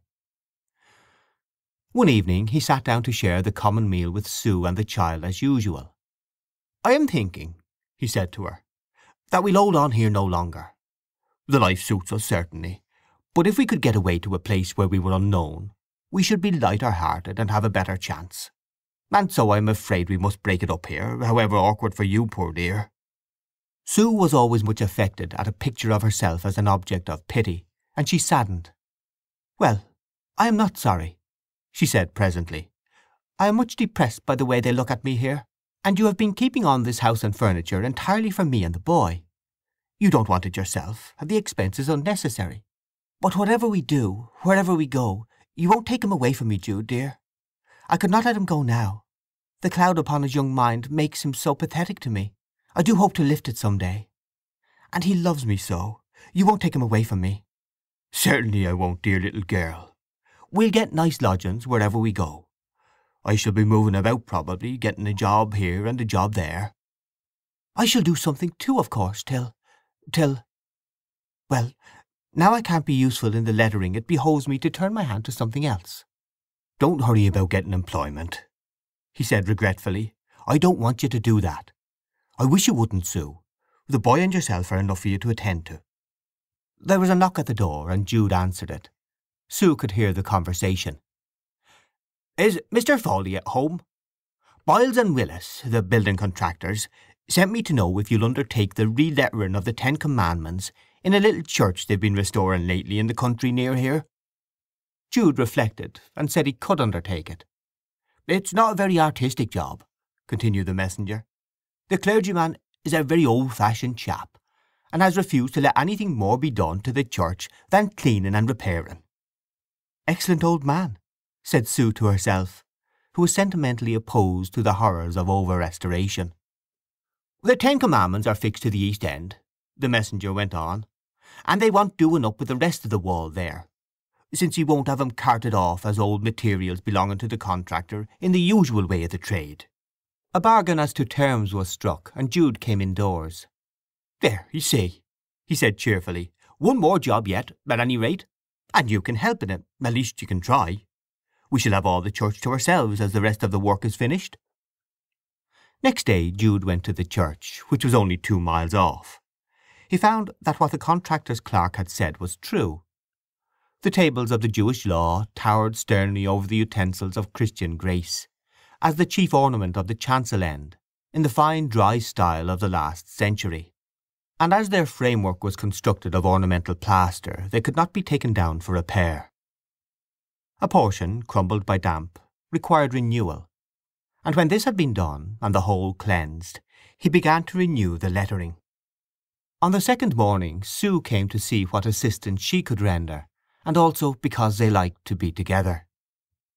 The silence and emptiness of the building gave her confidence, and standing on a safe low platform erected by Jude, which she was nevertheless timid at mounting, she began painting in the letters of the first table, while he set about mending a portion of the second. She was quite pleased at her powers. She had acquired them in the day she painted illumined texts for the church fitting shop at Christminster. Nobody seemed likely to disturb them, and the pleasant twitter of birds and rustle of October leafage came in through an open window and mingled with their talk. They were not, however, to be left thus snug and peaceful for long. About 12:30 there came footsteps on the gravel without. The old vicar and his churchwarden entered, and, coming up to see what was being done, seemed surprised to discover that a young woman was assisting. They passed on into an aisle, at which time the door again opened and another figure entered, a small one, that of little Time, who was crying. Sue had told him where he might find her between school hours if he wished. She came down from her perch and said, "What's the matter, my dear?" "I couldn't stay to eat my dinner at school because they said—" He described how some boys had taunted him about his nominal mother, and Sue, grieved, expressed her indignation to Jude aloft. The child went into the churchyard, and Sue returned to her work. Meanwhile the door had opened again, and there shuffled in, with a business-like air, the white-aproned woman who cleaned the church. Sue recognized her as one who had friends in Spring Street, whom she visited. The church cleaner looked at Sue, gaped, and lifted her hands. She had evidently recognized Jude's companion, as the latter had recognized her. Next came two ladies, and after talking to the charwoman, they also moved forward, and as Sue stood reaching upward, watched her hand tracing the letters, and critically regarded her person in relief against the white wall, till she grew so nervous that she trembled visibly. They went back to where the others were standing, talking in undertones, and one said, Sue could not hear which, "She's his wife, I suppose?" "Some say yes, some say no," was the reply from the charwoman. "Not? Then she ought to be, or somebody's, that's very clear." "They've only been married a very few weeks, whether or no." "A strange pair to be painting the two tables. I wonder Biles and Willis could think of such a thing as hiring those." The churchwarden supposed that Biles and Willis knew of nothing wrong, and then the other, who had been talking to the old woman, explained what she meant by calling them strange people. The probable drift of the subdued conversation which followed was made plain by the churchwarden breaking into an anecdote, in a voice that everybody in the church could hear, though obviously suggested by the present situation. "Well now, it is a curious thing, but my grandfather told me a strange tale of a most immoral case that happened at the painting of the Commandments in a church out by Gaymead, which is quite within a walk of this one. In them days Commandments were mostly done in gilt letters on a black ground, and that's how they were out where I say, before the old church was rebuilded. It must have been somewhere about 100 years ago that them Commandments wanted doing up, just as ours do here, and they had to get men from Aldbrickham to do 'em. Now, they wished to get the job finished by a particular Sunday, so the men had to work late Saturday night, against their will, for overtime was not paid then as 'tis now. There was no true religion in the country at that date, neither among parsons' clerks nor people, and to keep the men up to their work the vicar had to let 'em have plenty of drink during the afternoon. As evening drawed on they sent for some more themselves, rum by all account. It got later and later, and they got more and more fuddled, till at last they went to putting their rum bottle and rummers upon the communion table, and drawed up a trestle or two, and sate round comfortable and poured out again right hearty bumpers. No sooner had they tossed off their glasses than, so the story goes, they fell down senseless, one and all. How long they bowed so they didn't know, but when they came to themselves there was a terrible thunderstorm a-raging, and they seemed to see in the gloom a dark figure with very thin legs and a curious voot, a-standing on a ladder, and finishing their work. When it got daylight they could see that the work was really finished, and couldn't at all mind finishing it themselves. They went home, and the next thing they heard was that a great scandal had been caused in the church that Sunday morning. For when the people came in and service began, all saw that the 10 Commandments was painted with the knots left out. Decent people wouldn't attend service there for a long time, and the bishop had to be sent for to reconsecrate the church. That's the tradition as I used to hear it as a child. You must take it for what it's worth, but this case today has reminded me of it, as I say." The visitors gave one more glance, as if to see whether Jude and Sue had left out the knots likewise, and then severally left the church, even the old woman at last. Sue and Jude, who had not stopped working, sent back the child to school, and remained without speaking till, looking at her narrowly, he found she had been crying silently. "Never mind, comrade," he said. "I know what it is." I can't bear that they and everybody should think people wicked because they have chosen to live their own way. It is really these opinions that make the best-intentioned people reckless and actually become immoral." "Never be cast down. It was only a funny story." "Ah, but we suggested it. I am afraid I have done you mischief, Jude, instead of helping you by coming." To have suggested such a story was certainly not very exhilarating in a serious view of their position. However, in a few minutes Sue seemed to see that their position this morning had a ludicrous side, and wiping her eyes she laughed. "It is droll, after all," she said, "that we two, of all people, with our queer history, should happen to be here painting the 10 Commandments. You a reprobate, and I in my condition.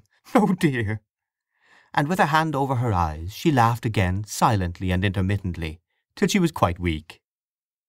"That's better," said Jude gaily. "Now we are right again, aren't we, little girl?" "Oh, but it is serious all the same," she sighed as she took up the brush and righted herself. "But do you see, they don't think we are married. They won't believe it. It is extraordinary." "I don't care whether they think so or not," said Jude. "I shan't take any more trouble to make 'em." They sat down to lunch, which they had brought with them, not to hinder time, and having eaten it were about to set to work anew when a man entered the church, and Jude recognized in him the contractor Willis. He beckoned to Jude and spoke to him apart. "Here, I've just had a complaint about this," he said, with rather breathless awkwardness. "I don't wish to go into the matter, as of course I didn't know what was going on. But I'm afraid I must ask you and her to leave off, and let somebody else finish this. It is best to avoid all unpleasantness. I'll pay you for the week all the same." Jude was too independent to make any fuss, and the contractor paid him and left. Jude picked up his tools, and Sue cleansed her brush, and their eyes met. "How could we be so simple as to suppose we might do this?" said she, dropping to her tragic note. "Of course we ought not. I ought not to have come." "I had no idea that anybody was going to intrude into such a lonely place and see us," returned Jude. "Well, it can't be helped, dear. And of course I wouldn't wish to injure Willis's trade connections by staying." They sat down passively for a few minutes, proceeded out of the church, and overtaking the boy pursued their thoughtful way to Aldbrickham. Fawley had still a pretty zeal in the cause of education, and, as was natural with his experiences, he was active in furthering equality of opportunity by any humble means open to him. He had joined an Artisans' Mutual Improvement Society, established in the town about the time of his arrival there, its members being young men of all creeds and denominations, including churchmen, Congregationalists, Baptists, Unitarians, Positivists, and others. Agnostics had scarcely been heard of at this time, their one common wish to enlarge their minds forming a sufficiently close bond of union. The subscription was small, and the room homely, and Jude's activity, uncustomary acquirements, and above all singular intuition on what to read and how to set about it, begotten of his years of struggle against malignant stars, had led to his being placed on the committee. A few evenings after his dismissal from the church repairs, and before he had obtained any more work to do, he went to attend a meeting of the aforesaid committee. It was late when he arrived. All the others had come, and as he entered they looked dubiously at him, and hardly uttered a word of greeting. He guessed that something bearing on himself had been either discussed or mooted. Some ordinary business was transacted, and it was disclosed that the number of subscriptions had shown a sudden falling off for that quarter. One member, a really well-meaning and upright man, began speaking in enigmas about certain possible causes. That it behoved them to look well into their constitution, for if the committee were not respected, and had not at least in their differences a common standard of conduct, they would bring the institution to the ground. Nothing further was said in Jude's presence, but he knew what this meant, and turning to the table wrote a note resigning his office there and then. Thus the supersensitive couple were more and more impelled to go away. And then bills were sent in, and the question arose, what could Jude do with his great-aunt's heavy old furniture, if he left the town to travel he knew not whither? This, and the necessity of ready money, compelled him to decide on an auction, much as he would have preferred to keep the venerable goods. The day of the sale came on, and Sue, for the last time, cooked her own, the child's, and Jude's breakfast in the little house he had furnished. It chanced to be a wet day. Moreover, Sue was unwell, and not wishing to desert her poor Jude in such gloomy circumstances, for he was compelled to stay a while, she acted on the suggestion of the auctioneer's man, and ensconced herself in an upper room which could be emptied of its effects, and so kept closed to the bidders.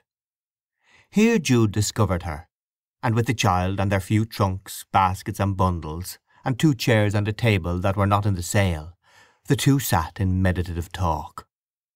Footsteps began stamping up and down the bare stairs, the comers inspecting the goods, some of which were of so quaint and ancient a make as to acquire an advantageous value as art. The door was tried once or twice, and to guard themselves against intrusion, Jude wrote "Private" on a scrap of paper and stuck it upon the panel. They soon found that, instead of the furniture, their own personal histories and past conduct began to be discussed to an unexpected and intolerable extent by the intending bidders. It was not till now that they really discovered what a fool's paradise of supposed unrecognition they had been living in of late. Sue silently took her companion's hand, and with eyes on each other they heard these passing remarks, the quaint and mysterious personality of Father Time being a subject which formed a large ingredient in the hints and innuendos. At length the auction began in the room below, whence they could hear each familiar article knocked down, the highly prized ones cheaply, the unconsidered at an unexpected price. "People don't understand us," he sighed heavily. "I am glad we have decided to go." "The question is, where to?" "It ought to be London. There one can live as one chooses." "No, not London, dear. I know it well.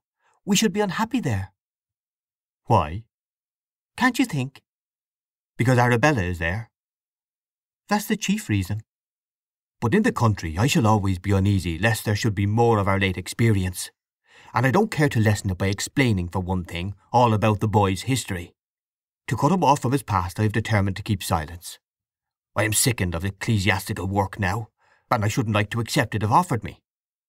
"You ought to have learnt classic. Gothic is barbaric art, after all. Pugin was wrong and Wren was right. Remember the interior of Christminster Cathedral, almost the first place in which we looked in each other's faces? Under the picturesqueness of those Norman details one can see the grotesque childishness of uncouth people trying to imitate the vanished Roman forms, remembered by dim tradition only." "Yes, you have half converted me to that view by what you have said before. But one can work and despise what one does.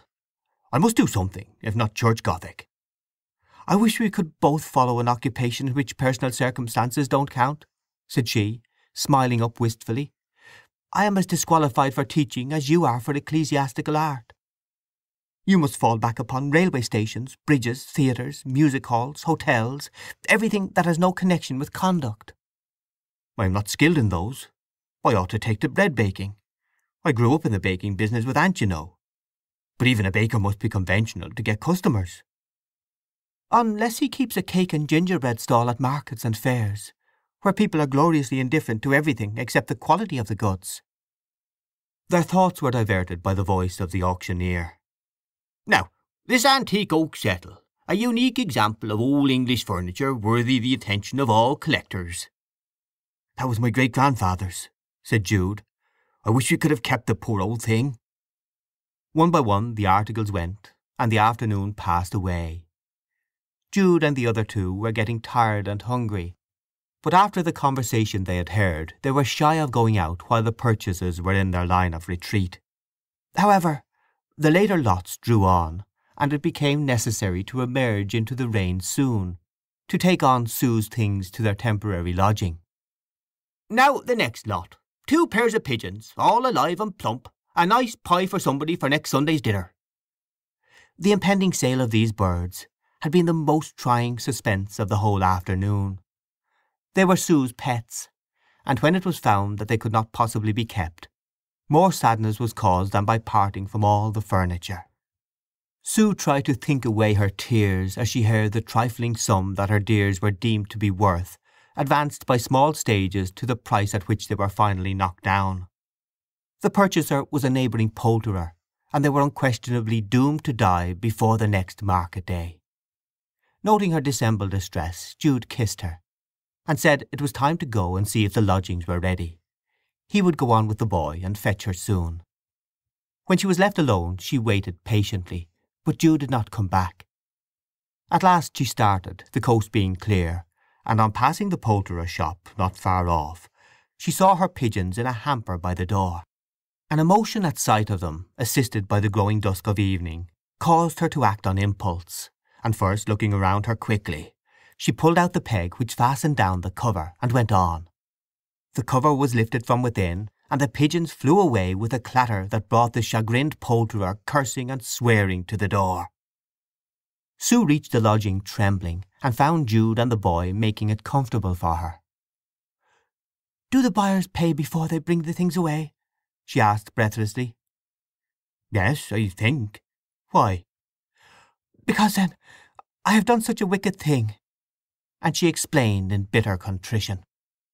"I shall have to pay the poulterer for them if he doesn't catch them," said Jude. "But never mind. Don't fret about it, dear." "It was so foolish of me. Oh, why should nature's law be mutual butchery?"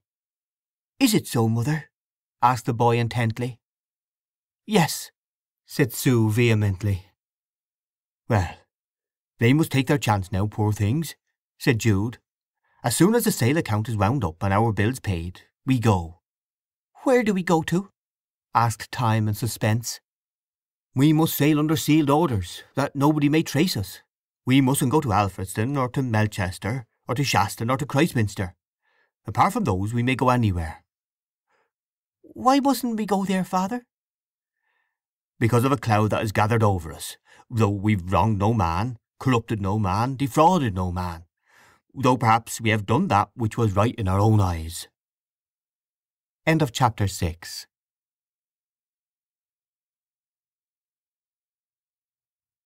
Part the 5th, chapter 7. From that week Jude Fawley and Sue walked no more in the town of Aldbrickham. Whither they had gone nobody knew, chiefly because nobody cared to know. Anyone sufficiently curious to trace the steps of such an obscure pair might have discovered without great trouble that they had taken advantage of his adaptive craftsmanship to enter on a shifting, almost nomadic life, which was not without its pleasantness for a time. Wherever Jude heard of freestone work to be done, thither they went, choosing by preference places remote from his old haunts and Sue's. He laboured at a job, long or briefly, till it was finished, and then moved on. 2 whole years and a half passed thus. Sometimes he might have been found shaping the mullions of a country mansion, sometimes setting the parapet of a town hall, sometimes ashlaring an hotel at Sandbourne, sometimes a museum at Casterbridge, sometimes as far down as Exonbury, sometimes at Stoke Barehills. Later still he was at Kennetbridge, a thriving town not more than a dozen miles south of Marygreen, this being his nearest approach to the village where he was known, for he had a sensitive dread of being questioned as to his life and fortunes by those who had been acquainted with him during his ardent young manhood of study and promise, and his brief and unhappy married life at that time. At some of these places he would be detained for months, at others only a few weeks. His curious and sudden antipathy to ecclesiastical work, both episcopal and nonconformist, which had risen in him when suffering under a smarting sense of misconception, remained with him in cold blood, less from any fear of renewed censure than from an ultra-consciousness which would not allow him to seek a living out of those who would disapprove of his ways. Also, too, from a sense of inconsistency between his former dogmas and his present practice, hardly a shred of the beliefs with which he had first gone up to Christminster now remaining with him. He was mentally approaching the position which Sue had occupied when he first met her. On a Saturday evening in May, nearly 3 years after Arabella's recognition of Sue and himself at the agricultural show, some of those who there encountered each other met again. It was the spring fair at Kennetbridge, and though this ancient trade meeting had much dwindled from its dimensions of former times, the long straight street of the borough presented a lively scene about midday. At this hour a light trap, among other vehicles, was driven into the town by the North Road, and up to the door of a temperance inn. There alighted two women, one, the driver, an ordinary country person, the other a finely built figure in the deep mourning of a widow. Her sombre suit of pronounced cut caused her to appear a little out of place in the medley and bustle of a provincial fair. "I will just find out where it is, Annie," said the widow lady to her companion, when the horse and cart had been taken by a man who came forward. "and then I'll come back and meet you here, and we go in and have something to eat and drink. I begin to feel quite a sinking." "With all my heart," said the other, "though I would sooner have gone up to the Checkers or the Jack. You can't get much at these temperance houses." "Now don't you give way to gluttonous desires, my child," said the woman in weeds reprovingly. "This is the proper place. Very well, we'll meet in half an hour, unless you want to come with me to find out where the site of the new chapel is." "I don't care to. You can tell me."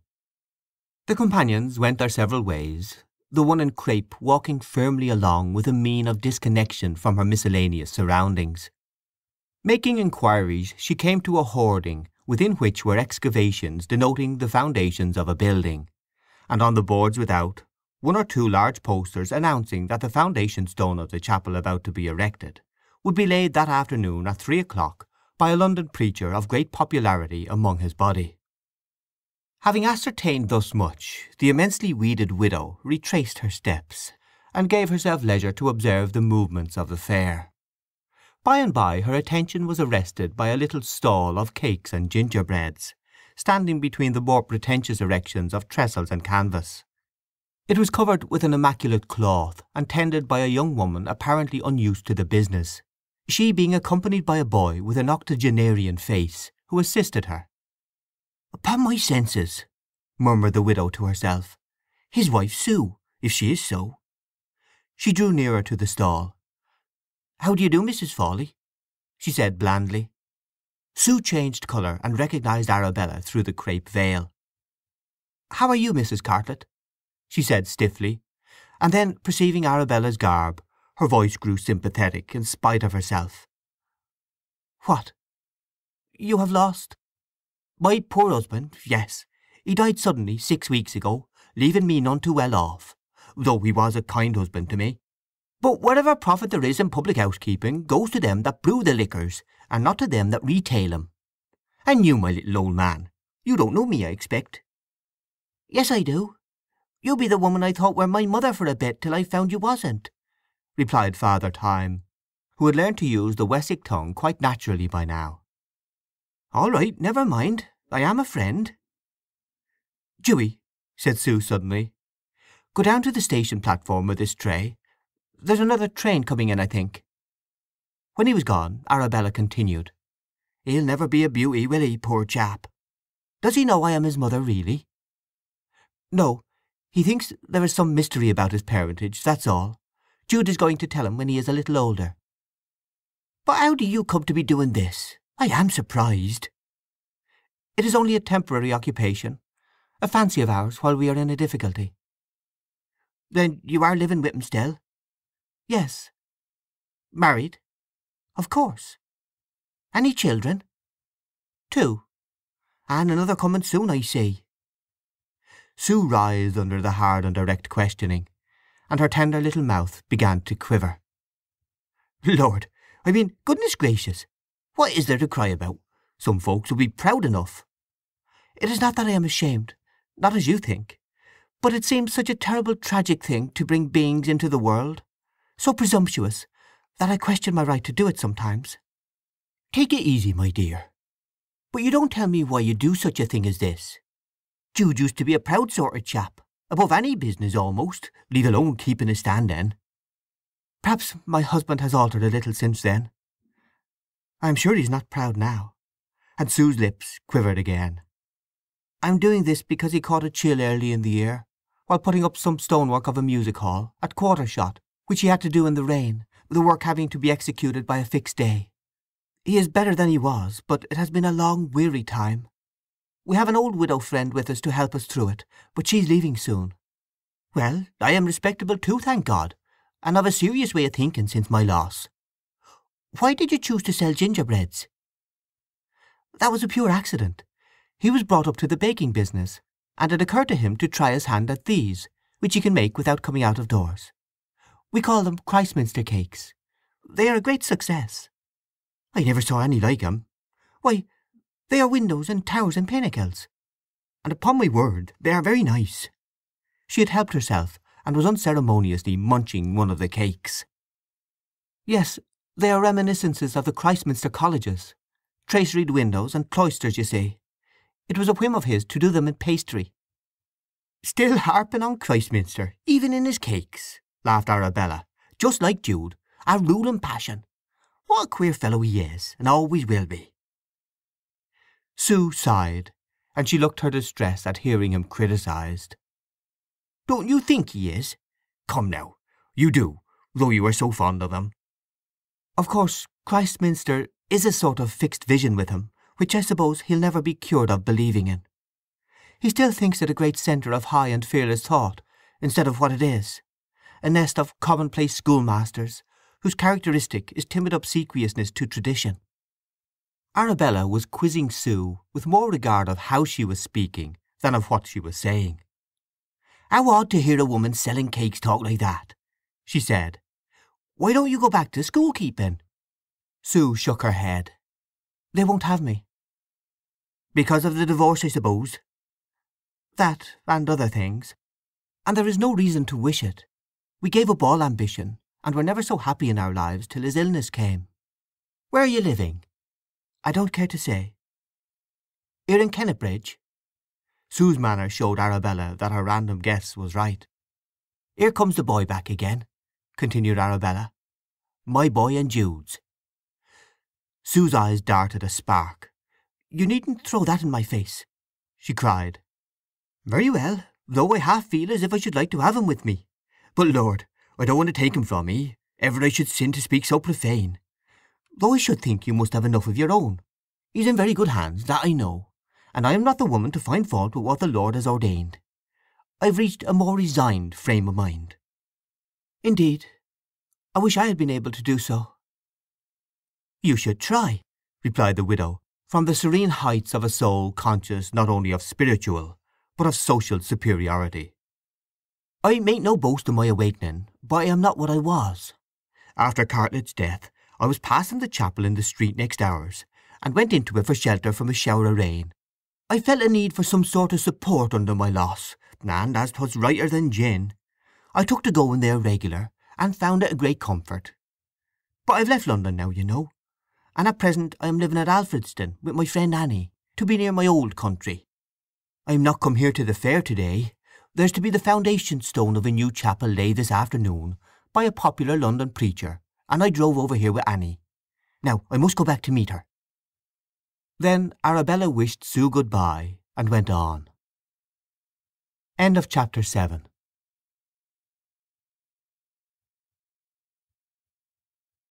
Part the 5th, Chapter 8.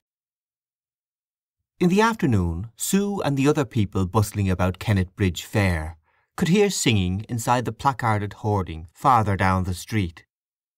Those who peeped through the opening saw a crowd of persons in broadcloth, with hymn-books in their hands, standing round the excavations for the new chapel walls. Arabella Cartlett and her weeds stood among them. She had a clear, powerful voice, which could be distinctly heard with the rest, rising and falling to the tune, her inflated bosom being also seen doing likewise. It was 2 hours later on the same day that Annie and Mrs. Cartlett, having had tea at the Temperance Hotel, started on their return journey across the high and open country which stretches between Kennetbridge and Alfredston. Arabella was in a thoughtful mood, but her thoughts were not of the new chapel, as Annie at first surmised. No, it is something else, at last said Arabella sullenly. I came here today never thinking of anybody but poor Cartlett. or of anything but spreading the gospel by means of this new tabernacle they've begun this afternoon. But something has happened to turn my mind another way quite. Annie, I've heard of it again, and I've seen her. Who? I've heard of Jude, and I've seen his wife. And ever since, do I will, and though I've sung the hymns with all my strength, I have not been able to help thinking about un, which I've no right to do as a chapel member. Can ye fix your mind upon what was said by the London preacher today, and try to get rid of your wandering fancies that way? I do, but my wicked heart will ramble off in spite of myself. Well, I know what it is to have a want of mine of my own too. If you only knew what I do dream sometimes o' nights, quite against my wishes, you'd say I had my struggles. Annie, too, had grown rather serious of late, her lover having jilted her. What shall I do about it? Urged Arabella morbidly. You could take a lock of your late lost husband's hair, and have it made into a mourning brooch, and look at it every hour of the day. I haven't a morsel, and if I had 'twould be no good. After all that's said about the comforts of this religion, I wish I had Jude back again. You must fight valiant against the feeling, since he's another's. And I've heard that another good thing for it, when it afflicts voluptuous widows, is to go to your husband's grave in the dusk of evening, and stand a long while bowed down. Pooh! I know as well as you do what I should do, only I don't do it. They drove in silence along the straight road, till they were within the horizon of Mary Green, which lay not far to the left of their route. They came to the junction of the highway and the cross lane leading to that village, whose church tower could be seen athwart the hollow. When they got yet farther on, and were passing the lonely house in which Arabella and Jude had lived during the first months of their marriage, and where the pig-killing had taken place, she could control herself no longer. "He's more mine than hers," she burst out. "What right has she to him, I should like to know? I'd take him from her if I could. Fie, Abby, and your husband only 6 weeks gone. Pray against it. Be damned if I do. Feelings are feelings, and I won't be a creeping hypocrite any longer, so there." Arabella had hastily drawn from her pocket a bundle of tracts, which she had brought with her to distribute at the fair, and of which she had given away several. As she spoke she flung the whole remainder of the packet into the hedge. "I've tried that sort of physic, and have failed with it. I must be as I was born. Hush, you be excited, dear. Now you come along home quiet and have a cup of tea. And don't let us talk about it no more. We won't come out this road again as it leads to where he is, because it inflames ye so. You'll be all right again soon." Arabella did calm herself down by degrees, and they crossed the ridgeway. When they began to descend the long straight hill, they saw, plodding along in front of them, an elderly man of spare stature and thoughtful gait. In his hand he carried a basket, and there was a touch of slovenliness in his attire, together with that indefinable something in his whole appearance which suggested one who was his own housekeeper, purveyor, confidant, and friend, through possessing nobody else at all in the world to act in those capacities for him. The remainder of the journey was downhill, and guessing him to be going to Alfredston, they offered him a lift, which he accepted. Arabella looked at him and looked again, till at length she spoke. "If I don't mistake, I'm talking to Mr. Phillotson." The wayfarer faced round and regarded her in turn.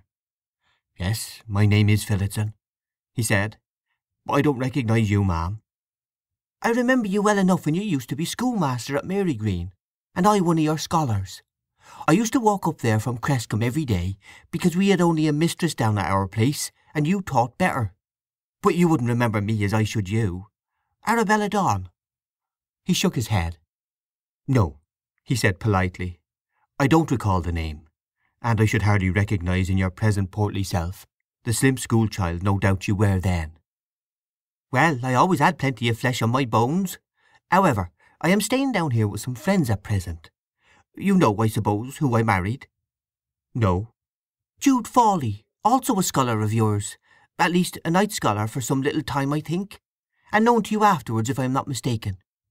Dear me," said Phillotson, starting out of his stiffness. "You, Fawley's wife? To be sure, he had a wife, and I understood." "Divorced her, as you did yours, perhaps for better reasons." "Indeed." "Well, He med have been right in doing it, right for both, for I soon married again, and all went pretty straight till my husband died lately. But you were decidedly wrong." "No," said Phillotson with sudden testiness. "I should rather not talk of this, but I am convinced I did what was only right and just and moral. I have suffered for my act and opinions, but I hold to them, though her loss was a loss to me in more ways than one." "You lost your school and good income through her, did you not?"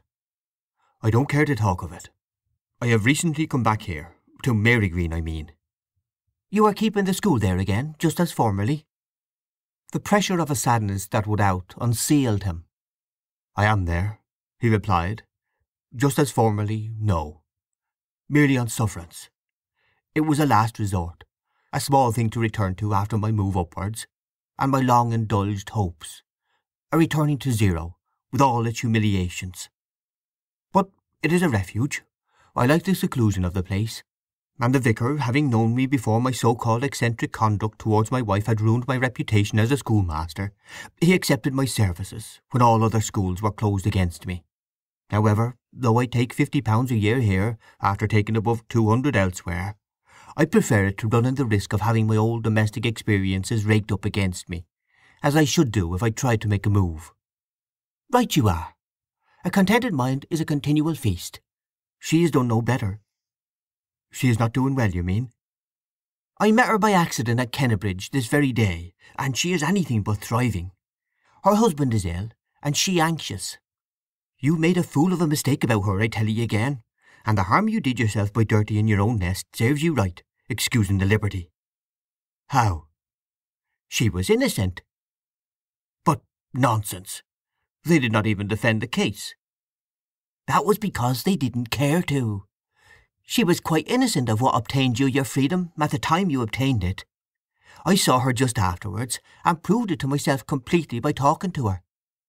Phillotson grasped the edge of the spring cart, and appeared to be much stressed and worried by the information. "Still, she wanted to go," he said. "Yes, but you shouldn't have let her. That's the only way with these fanciful women that chaw high, innocent or guilty.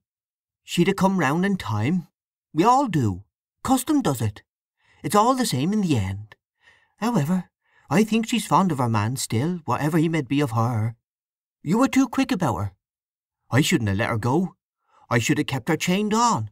Her spirit for kicking would have been broke soon enough. There's nothing like bondage and a stone-deaf taskmaster for taming us women. Besides, you've got the laws on your side. Moses knew. Don't you call to mind what he says?" "Not for the moment, ma'am, I regret to say." "Call yourself a schoolmaster? I used to think of it when they read it in church, and I was carrying on a bit. 'Then shall the man be guiltless, but the woman shall bear her iniquity.' Damn rough on us women, but we must grin and put up with it. Well, she's got her deserts now." "Yes," said Phillotson with biting sadness. "Cruelty is the law pervading all nature and society, and we can't get out of it if we would." "Well, don't you forget to try it next time, old man." "I cannot answer you, madam. I have never known much of womankind." They had now reached the low levels bordering Alfredston, and passing through the outskirts approached a mill, to which Phillotson said his errand led him, whereupon they drew up and he alighted, bidding them good night in a preoccupied mood. In the meantime, Sue, though remarkably successful in her cake-selling experiment at Kennebridge Fair, had lost the temporary brightness which had begun to sit upon her sadness on account of that success. When all her Christminster cakes had been disposed of, she took upon her arm the empty basket and the cloth which had covered the standing she had hired, and giving the other things to the boy, left the street with him.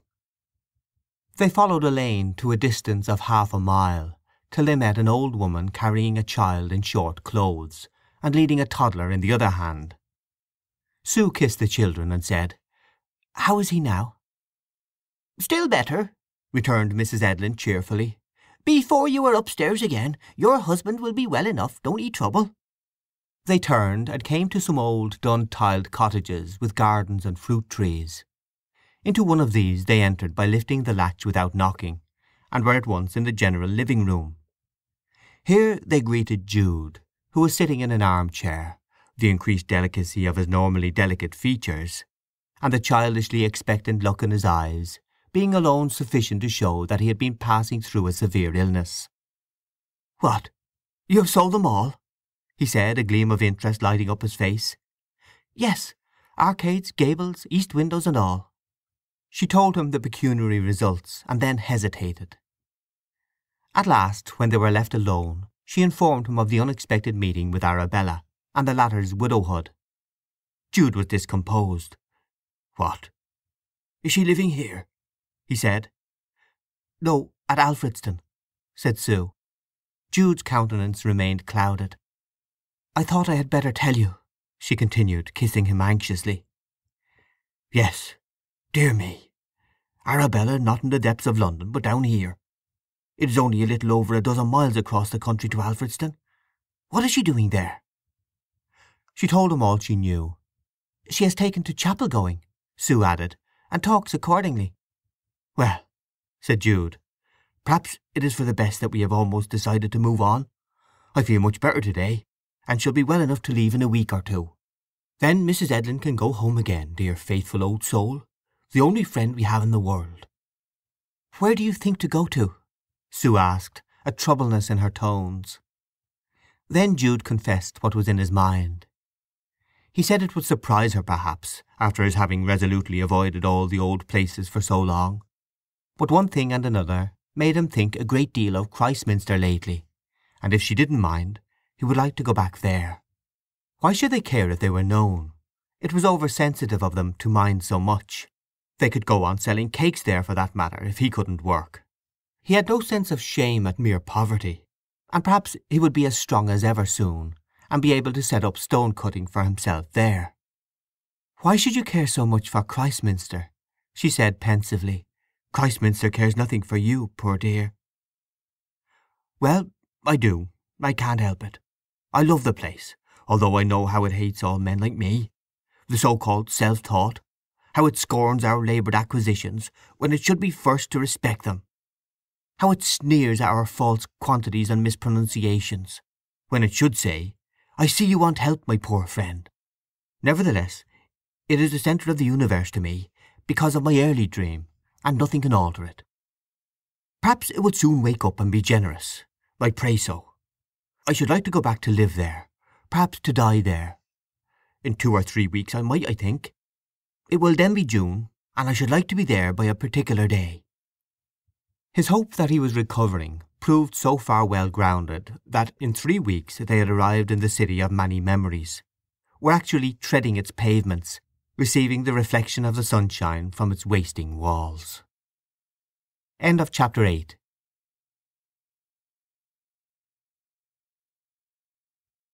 Part the 6th, Chapter 1 of At Christminster Again. "And she humbled her body greatly, and all the places of her joy she filled with her torn hair." Esther, Apocrypha. "There are two who decline, a woman and I, and enjoy our death in the darkness here." Robert Browning.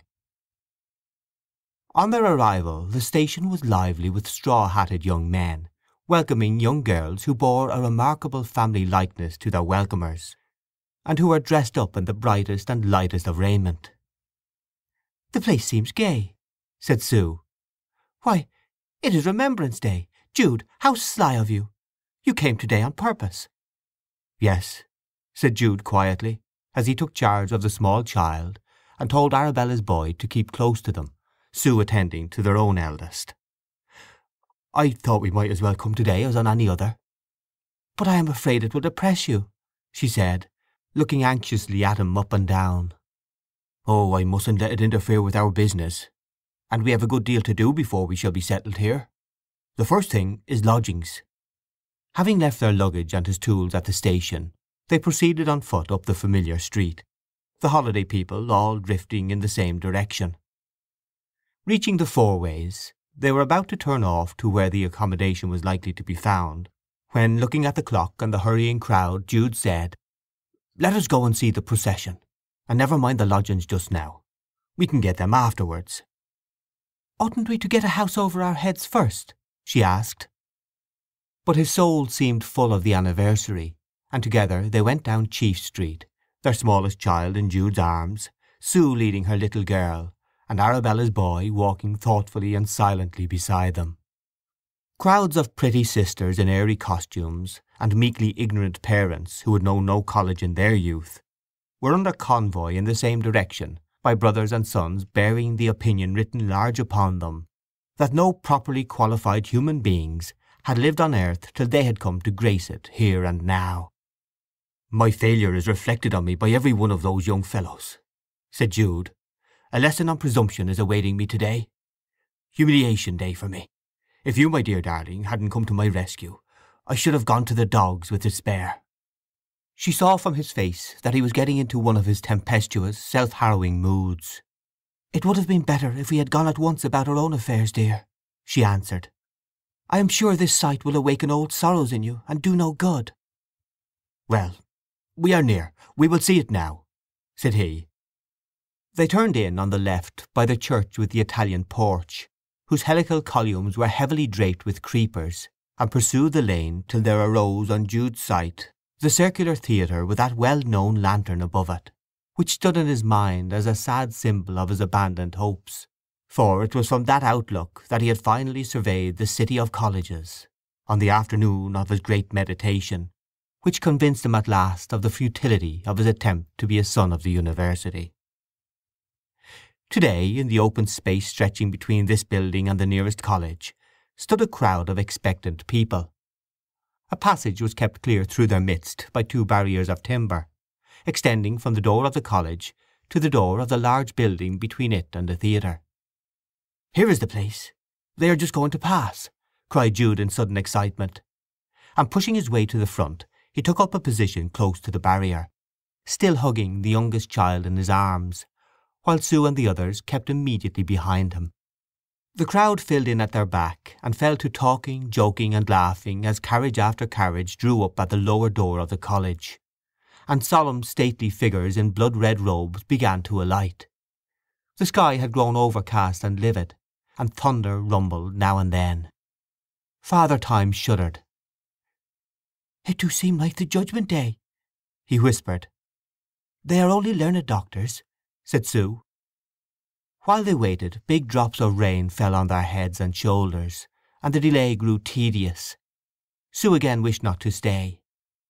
"They won't be long now," said Jude, without turning his head. But the procession did not come forth, and somebody in the crowd, to pass the time, looked at the facade of the nearest college, and said he wondered what was meant by the Latin inscription in its midst. Jude, who stood near the inquirer, explained it, and finding that the people all round him were listening with interest, went on to describe the carving of the frieze, which he had studied years before, and to criticize some details of masonry in other college fronts about the city.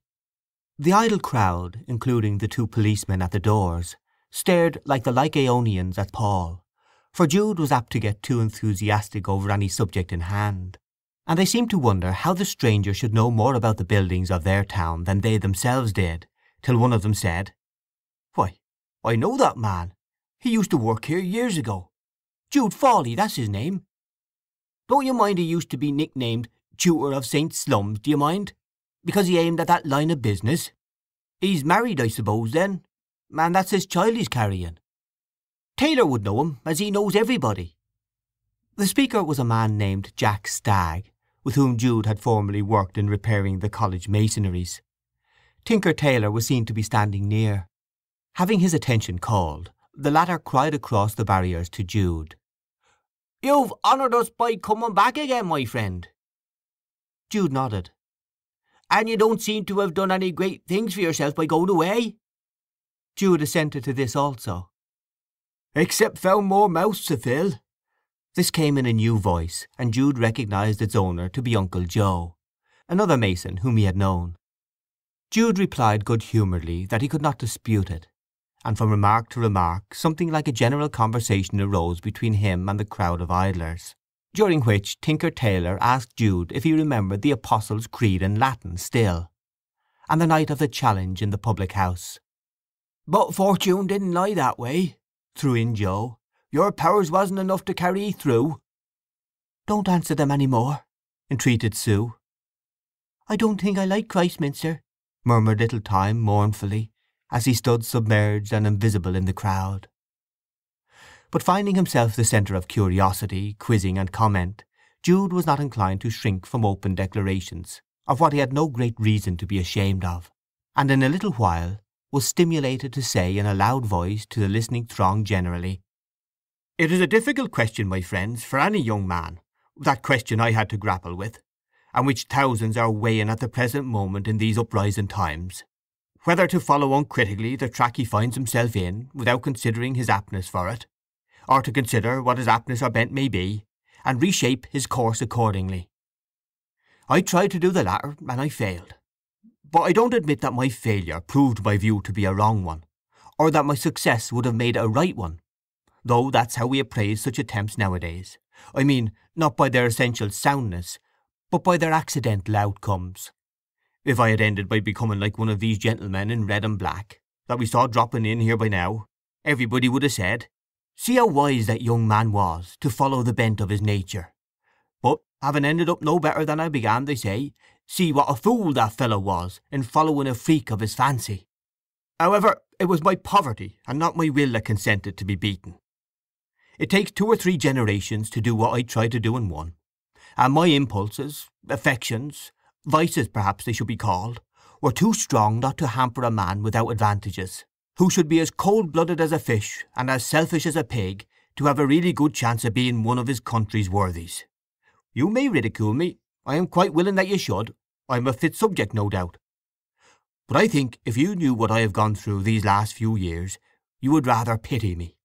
And if they knew," he nodded towards the college at which the Dons were severally arriving, "it is just possible they would do the same." "He do look ill and worn out, it is true," said a woman. Sue's face grew more emotional, but though she stood close to Jude, she was screened. "I may do some good before I am dead.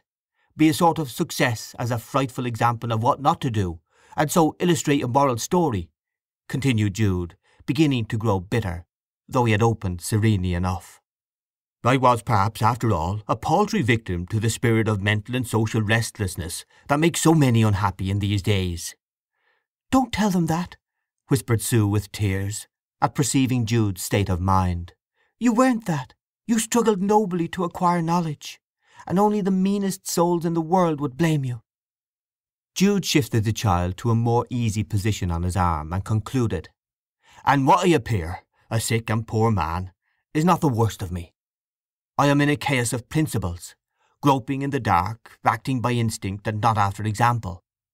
8 or 9 years ago, when I came here first, I had a great stock of fixed opinions, but they dropped away one by one.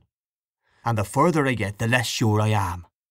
I doubt if I have anything more for my present rule of life than following inclinations which do me and nobody else any harm, and actually give pleasure to those I love best.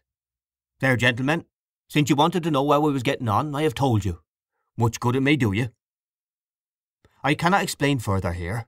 I perceive there is something wrong somewhere in our social formulas.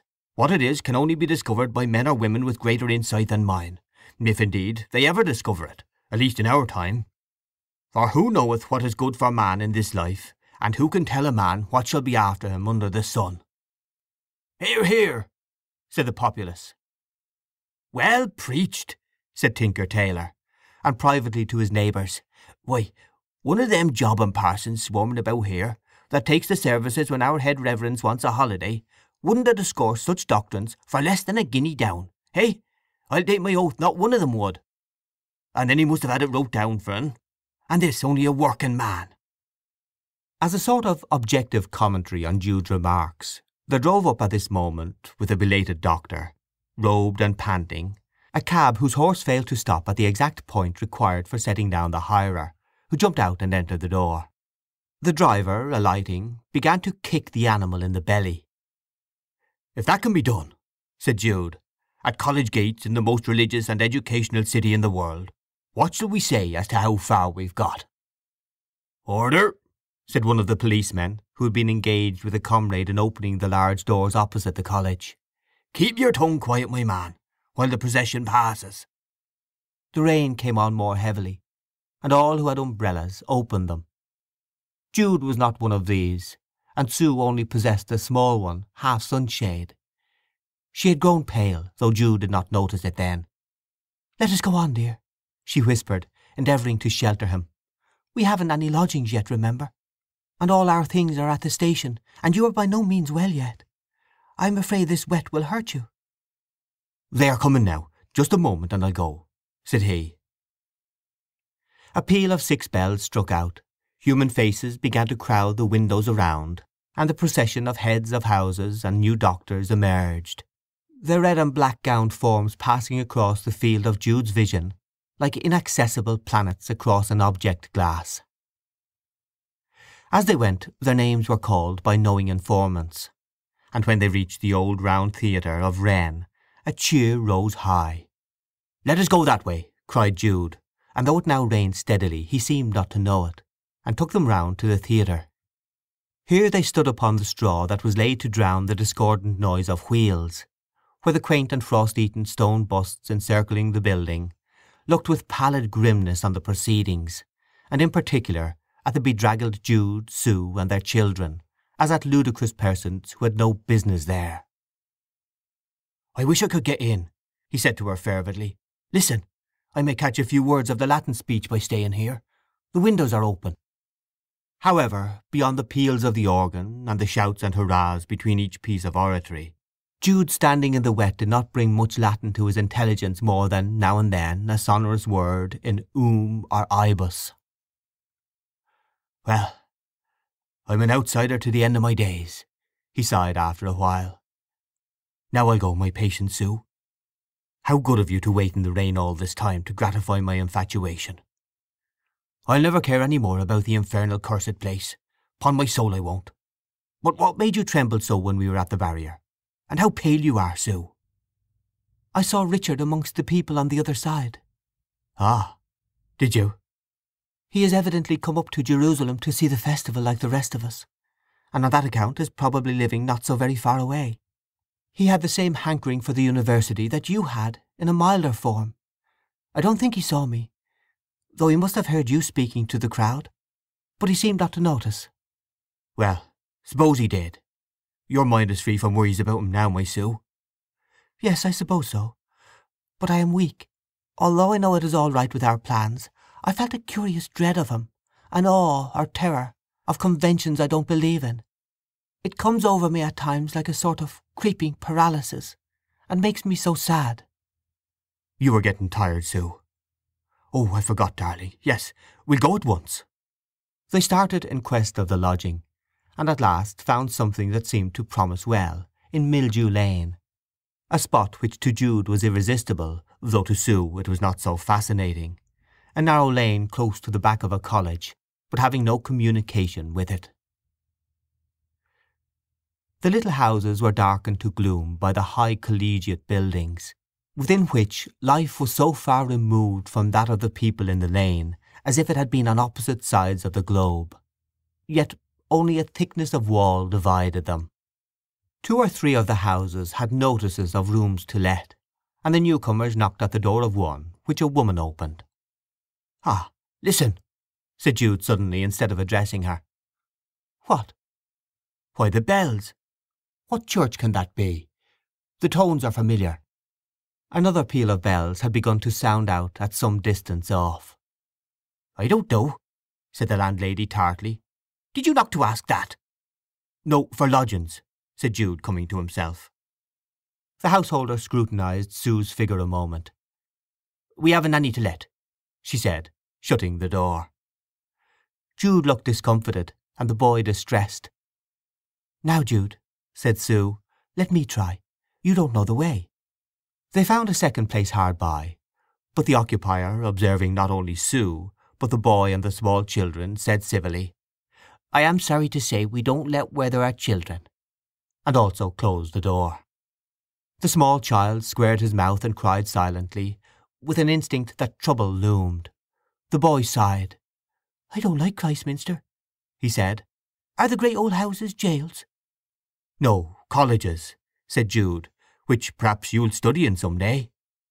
"I'd rather not," the boy rejoined. "Now we'll try again," said Sue. "I'll pull my cloak more round me. Leaving Kennetbridge for this place is like coming from Caiaphas to Pilate. How do I look now, dear?"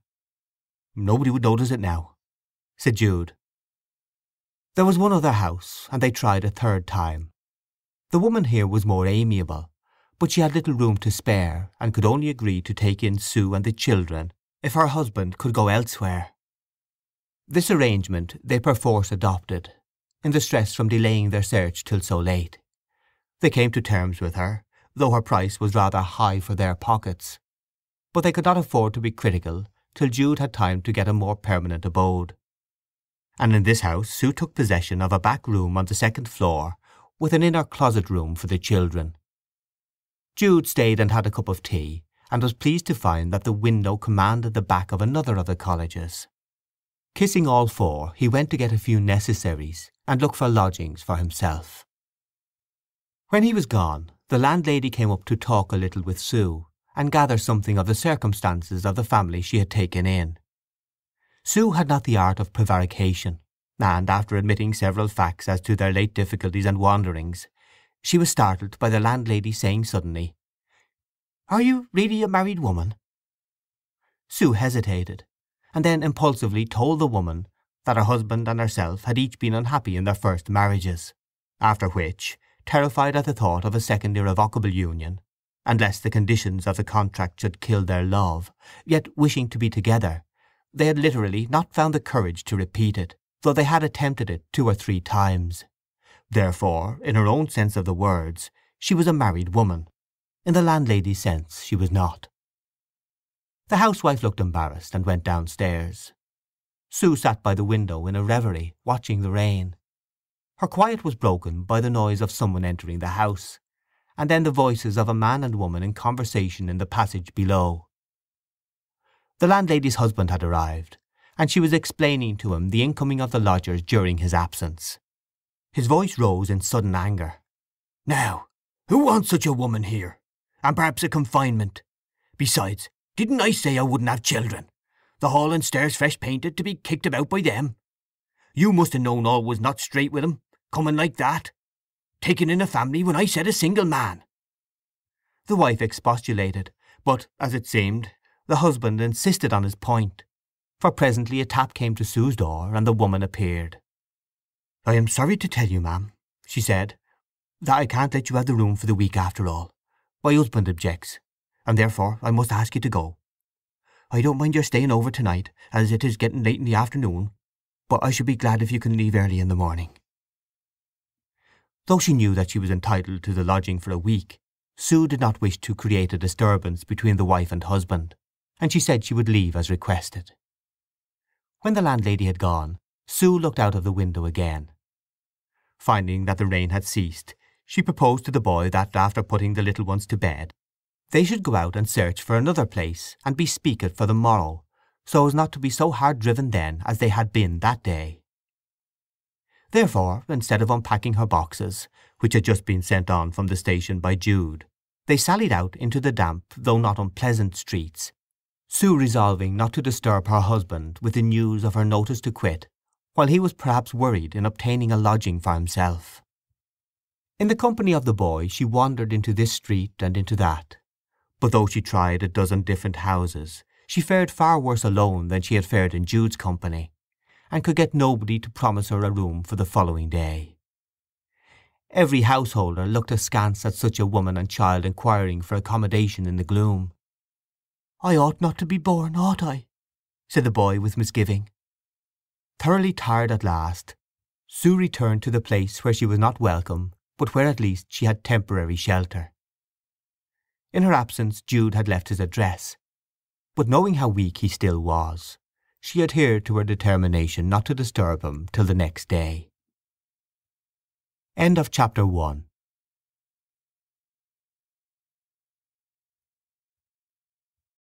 Part the 6th, Chapter 2. Sue sat looking at the bare floor of the room, the house being little more than an old intramural cottage, and then she regarded the scene outside the uncurtained window. At some distance opposite, the outer walls of Sarcophagus College, silent, black and windowless, through their 4 centuries of gloom, bigotry and decay into the little room she occupied, shutting out the moonlight by night and the sun by day. The outlines of Rubric College also were discernible beyond the other, and the tower of a third further off still. She thought of the strange operation of a simple-minded man's ruling passion, that it should have led Jude, who loved her and the children so tenderly, to place them here in this depressing purlieu, because he was still haunted by his dream. Even now he did not distinctly hear the freezing negative that those scholared walls had echoed to his desire. The failure to find another lodging, and the lack of room in this house for his father, had made a deep impression on the boy. A brooding, undemonstrative horror seemed to have seized him. The silence was broken by his saying, "Mother, what shall we do tomorrow?" "I don't know," said Sue despondently. "I'm afraid this will trouble your father." "I wish father was quite well, and there had been room for him. Then it wouldn't matter so much. Poor father!" "It wouldn't.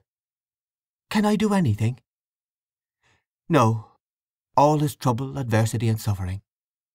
"Father went away to give us children room, didn't he?" "Partly." "It would be better to be out of the world than in it, wouldn't it?" "It would almost, dear." "'Tis because of us children too, isn't it, that you can't get a good lodging?" "Well, people do object to children sometimes." "Then, if children make so much trouble, why do people have them?" "Oh, because it is a law of nature." "But we don't ask to be born."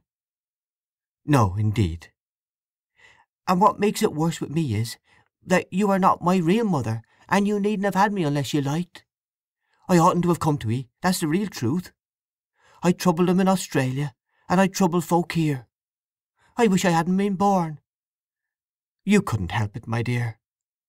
I think that whenever children are born that are not wanted, they should be killed directly, before their souls come to 'em, and not allowed to grow up big and walk about." Sue did not reply. She was doubtfully pondering how to treat this too reflective child. She at last concluded that, so far as circumstances permitted, she would be honest and candid with one who entered into her difficulties like an aged friend. "There is going to be another in our family soon," she hesitatingly remarked. "How?" "There is going to be another baby." "What?" The boy jumped up wildly. "Oh, godmother, you've never a cent for another, and such trouble with what you've got." "Yes, I have, I am sorry to say," murmured Sue, her eyes glistening with suspended tears. The boy burst out weeping. "Oh, you don't care! You don't care!" he cried in bitter reproach. "However could you, mother, be so wicked and cruel as this, when you needn't have done it till we was better off and father well? To bring us all into more trouble! No room for us, and father a forced to go away, and we turned out tomorrow, and yet you be going to have another of us soon. 'Tis done o' purpose, 'tis!" He walked up and down, sobbing. You must forgive me, little Jude," she pleaded, her bosom heaving now as much as the boy's. "I can't explain. I will when you are older. It does seem as if I have done it on purpose, now we are in these difficulties. I can't explain, dear, but it is not quite on purpose. I can't help it." "Yes, it is. It must be, for nobody could interfere with us like that unless you agreed. I won't forgive you ever, ever. I'll never believe you care for me or father or any of us any more." He got up and went away into the closet adjoining her room, in which a bed had been spread on the floor. There she heard him say, "If we children was gone, there'd be no trouble at all." "Don't think that, dear," she cried rather peremptorily, "but go to sleep." The following morning she awoke at a little past 6, and decided to get up and run across before breakfast to the inn which Jude had informed her to be his quarters, to tell him what had happened before he went out. She arose softly to avoid disturbing the children, who, as she knew, must be fatigued by their exertions of yesterday. She found Jude at breakfast in the obscure tavern he had chosen as a counterpoise to the expense of her lodging, and she explained to him her homelessness. He had been so anxious about her all night, he said. Somehow, now it was morning, The request to leave the lodgings did not seem such a depressing incident as it had seemed the night before, nor did even her failure to find another place affect her so deeply as at first. Jude agreed with her that it would not be worth while to insist upon her right to stay a week, but to take immediate steps for removal. "You must all come to this inn for a day or two," he said. "It is a rough place, and it will not be so nice for the children, but we shall have more time to look round. There are plenty of lodgings in the suburbs, in my old quarter of Beersheba. Have breakfast with me now you are here, my bird. Are you sure you are well? There will be plenty of time to get back to prepare the children's meal before they wake. In fact, I'll go with you." She joined Jude in a hasty meal, and in a quarter of an hour they started together, resolving to clear out from Sue's too respectable lodging immediately. On reaching the place and going upstairs, she found that all was quiet in the children's room, and called to the landlady in timorous tones to please bring up the tea kettle and something for their breakfast. This was perfunctorily done, and producing a couple of eggs which she had brought with her, she put them into the boiling kettle and summoned Jude to watch them for the youngsters, while she went to call them, it being now about 8:30. Jude stood bending over the kettle, with his watch in his hand, timing the eggs, so that his back was turned to the little inner chamber where the children lay. A shriek from Sue suddenly caused him to start round. He saw that the door of the room, or rather closet, which had seemed to go heavily upon its hinges as she pushed it back, was open, and that Sue had sunk to the floor just within it. Hastening forward to pick her up, he turned his eyes to the little bed spread on the boards. No children were there. He looked in bewilderment round the room. At the back of the door were fixed 2 hooks for hanging garments, and from these the forms of the 2 youngest children were suspended by a piece of box cord round each of their necks, while from a nail a few yards off the body of little Jude was hanging in a similar manner. An overturned chair was near the elder boy, and his glazed eyes were slanted into the room, but those of the girl and the baby were closed. Half paralyzed by the strange and consummate horror of the scene, he let Sue lie, cut the cords with his pocket-knife, and threw the 3 children on the bed. But the feel of their bodies in the momentary handling seemed to say that they were dead. He caught up Sue, who was in fainting fits, and put her on the bed in the other room, after which he breathlessly summoned the landlady and ran out for a doctor. When he got back, Sue had come to herself, and the 2 helpless women, bending over the children in wild efforts to restore them, and the triplet of little corpses, formed a sight which overthrew his self-command. The nearest surgeon came in, but, as Jude had inferred, his presence was superfluous. The children were past saving, for though their bodies were still barely cold, it was conjectured that they had been hanging more than an hour. The probability held by the parents later on, when they were able to reason on the case, was that the elder boy, on waking, looked into the outer room for Sue, and finding her absent, was thrown into a fit of aggravated despondency that the events and information of the evening before had induced in his morbid temperament. Moreover, a piece of paper was found upon the floor, on which was written, in the boy's hand, with a bit of lead pencil that he carried, "Done because we are too many." At sight of this Sue's nerves utterly gave way, an awful conviction that her discourse with the boy had been the main cause of the tragedy, throwing her into convulsive agony which knew no abatement. They carried her away against her wish to a room on the lower floor, and there she lay, her slight figure shaken with her gasps, and her eyes staring at the ceiling, the woman of the house vainly trying to soothe her. They could hear from this chamber the people moving about above, and she implored to be allowed to go back, and was only kept from doing so by the assurance that, if there were any hope, her presence might do harm, and the reminder that it was necessary to take care of herself, lest she should endanger a coming life. Her inquiries were incessant, and at last Jude came down and told her there was no hope. As soon as she could speak, she informed him what she had said to the boy, and how she thought herself the cause of this. "No," said Jude. "It was in his nature to do it. The doctor says there are such boys springing up amongst us, boys of a sort unknown in the last generation, the outcome of new views of life. They seem to see all its terrors before they are old enough to have staying power to resist them. He says it is the beginning of the coming universal wish not to live. He's an advanced man, the doctor, but he can give no consolation to—" Jude had kept back his own grief on account of her, but he now broke down, and this stimulated Sue to efforts of sympathy which, in some degree, distracted her from her poignant self-reproach. When everybody was gone, she was allowed to see the children.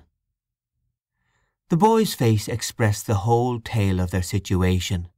On that little shape had converged all the inauspiciousness and shadow which had darkened the first union of Jude, and all the accidents, mistakes, fears, errors of the last. He was their nodal point, their focus, their expression in a single term.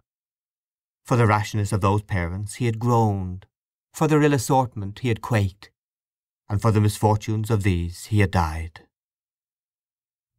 When the house was silent, and they could do nothing but await the coroner's inquest, a subdued, large, low voice spread into the air of the room, from behind the heavy walls at the back. "What is it?" said Sue, her spasmodic breathing suspended. "The organ from the college chapel. The organist practising, I suppose. It is the anthem from the 73rd Psalm. Truly God is loving unto Israel." She sobbed again. "Oh, oh, my babies! They had done no harm. Why should they have been taken away, and not I?" There was another stillness, broken at last by two persons in conversation somewhere without. "They are talking about us, no doubt," moaned Sue.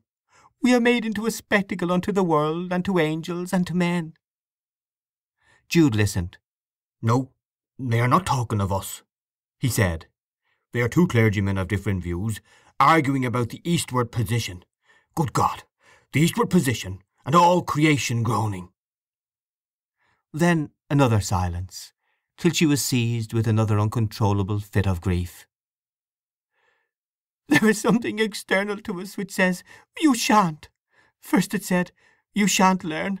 Then it said, 'You shan't labour.' Now it says, 'You shan't love.'" He tried to soothe her by saying, "That's bitter of you, darling." "But it's true." Thus they waited, and she went back again to her room. The baby's frock, shoes and socks, which had been lying on a chair at the time of his death, she would now not have removed, though Jude would fain have got them out of her sight. But whenever he touched them she implored him to let them lie, and burst out almost savagely at the woman of the house when she also attempted to put them away. Jude dreaded her dull apathetic silences almost more than her paroxysms. "Why don't you speak to me, Jude?" she cried out after one of these. "Don't turn away from me. I can't bear the loneliness of being out of your looks." "There, dear. Here I am," he said, putting his face close to hers. "Yes. Oh, my comrade, our perfect union, our two-in-oneness, is now stained with blood." "Shadowed by death. That's all." "Ah, but it was I who incited him, really, though I didn't know I was doing it. I talked to the child as one should only talk to people of mature age. I said the world was against us, that it was better to be out of life than in it at this price, and he took it literally. And I told him I was going to have another child. It upset him. Oh, how bitterly he upbraided me!" "Why did you do it, Sue?" "I can't tell. It was that I wanted to be truthful. I couldn't bear deceiving him as to the facts of life, and yet I wasn't truthful, for with a false delicacy I told him too obscurely. Why was I half wiser than my fellow women, and not entirely wiser? Why didn't I tell him pleasant untruths instead of half realities? It was my want of self-control, so that I could neither conceal things nor reveal them." "Your plan might have been a good one for the majority of cases. Only in our particular case it chanced to work badly, perhaps. He must have known sooner or later." "And I was just making my baby darling a new frock, and now I shall never see him in it, and never talk to him any more. My eyes are so swollen that I can scarcely see, and yet, little more than a year ago, I called myself happy. We went about loving each other too much, indulging ourselves to utter selfishness with each other. We said, do you remember, that we would make a virtue of joy. I said it was nature's intention, nature's law and raison d'etre, that we should be joyful, in what instincts she afforded us, instincts which civilization had taken upon itself to thwart. What dreadful things I said! And now fate has given us this stab in the back for being such fools as to take nature at her word." She sank into a quiet contemplation till she said, "It is best, perhaps, that they should be gone. Yes, I see it is. Better that they should be plucked fresh than stay to wither away miserably." "Yes," replied Jude. "Some say that the elders should rejoice when their children die in infancy." "But they don't know! Oh, my babies, my babies! Could you be alive now? You may say the boy wished to be out of life, or he wouldn't have done it. It was not unreasonable for him to die. It was part of his incurably sad nature, poor little fellow. But then, the others, my own children and yours." Again Sue looked at the hanging little frock and at the socks and shoes, and her figure quivered like a string. "I am a pitiable creature," she said, "neither good for earth nor heaven any more. I am driven out of my mind by things. What ought to be done?" She stared at Jude and tightly held his hand. "Nothing can be done," he replied. "Things are as they are, and will be brought to their destined issue." She paused. "Yes. Who said that?" she asked heavily. "It comes from the chorus of the Agamemnon. It has been in my mind continually since this happened." "My poor Jude, how you've missed everything! You more than I, for I did get you. To think you should know that by your unassisted reading, and yet be in poverty and despair." After such momentary diversions her grief would return in a wave. The jury duly came and viewed the bodies, the inquest was held, and next arrived the melancholy morning of the funeral. Accounts in the newspapers had brought to the spot curious idlers, who stood apparently counting the window-panes and the stones of the walls. Doubt of the real relations of the couple added zest to their curiosity. Sue had declared that she would follow the two little ones to the grave, but at the last moment she gave way, and the coffins were quietly carried out of the house while she was lying down.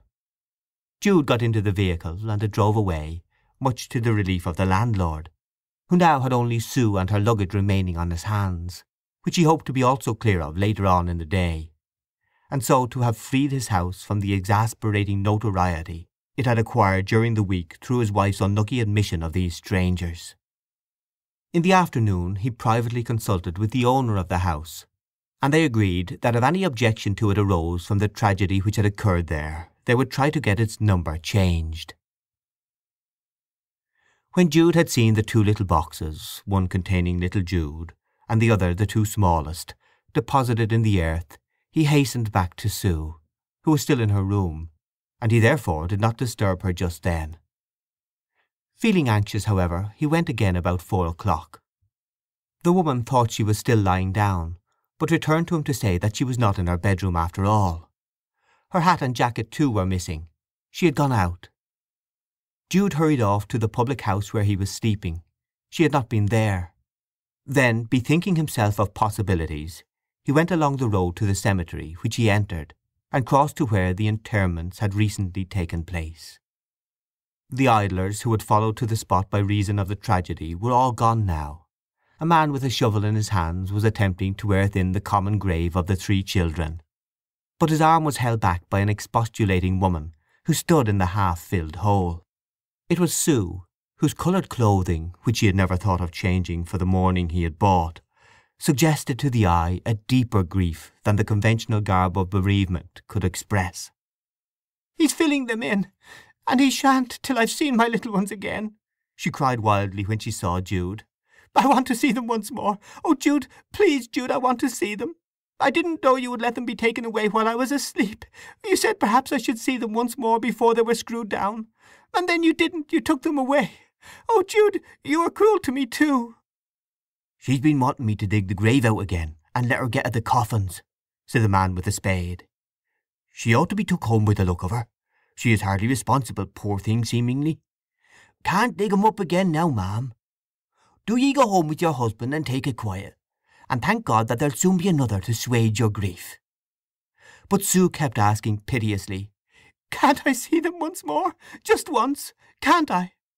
Only just one little minute, Jude. It would not take long, and I should be so glad, Jude. I will be so good and not disobey you ever any more, Jude, if you will let me. I would go home quietly afterwards, and not want to see them any more. Can't I? Why can't I?" Thus she went on. Jude was thrown into such acute sorrow that he almost felt he would try to get the man to accede.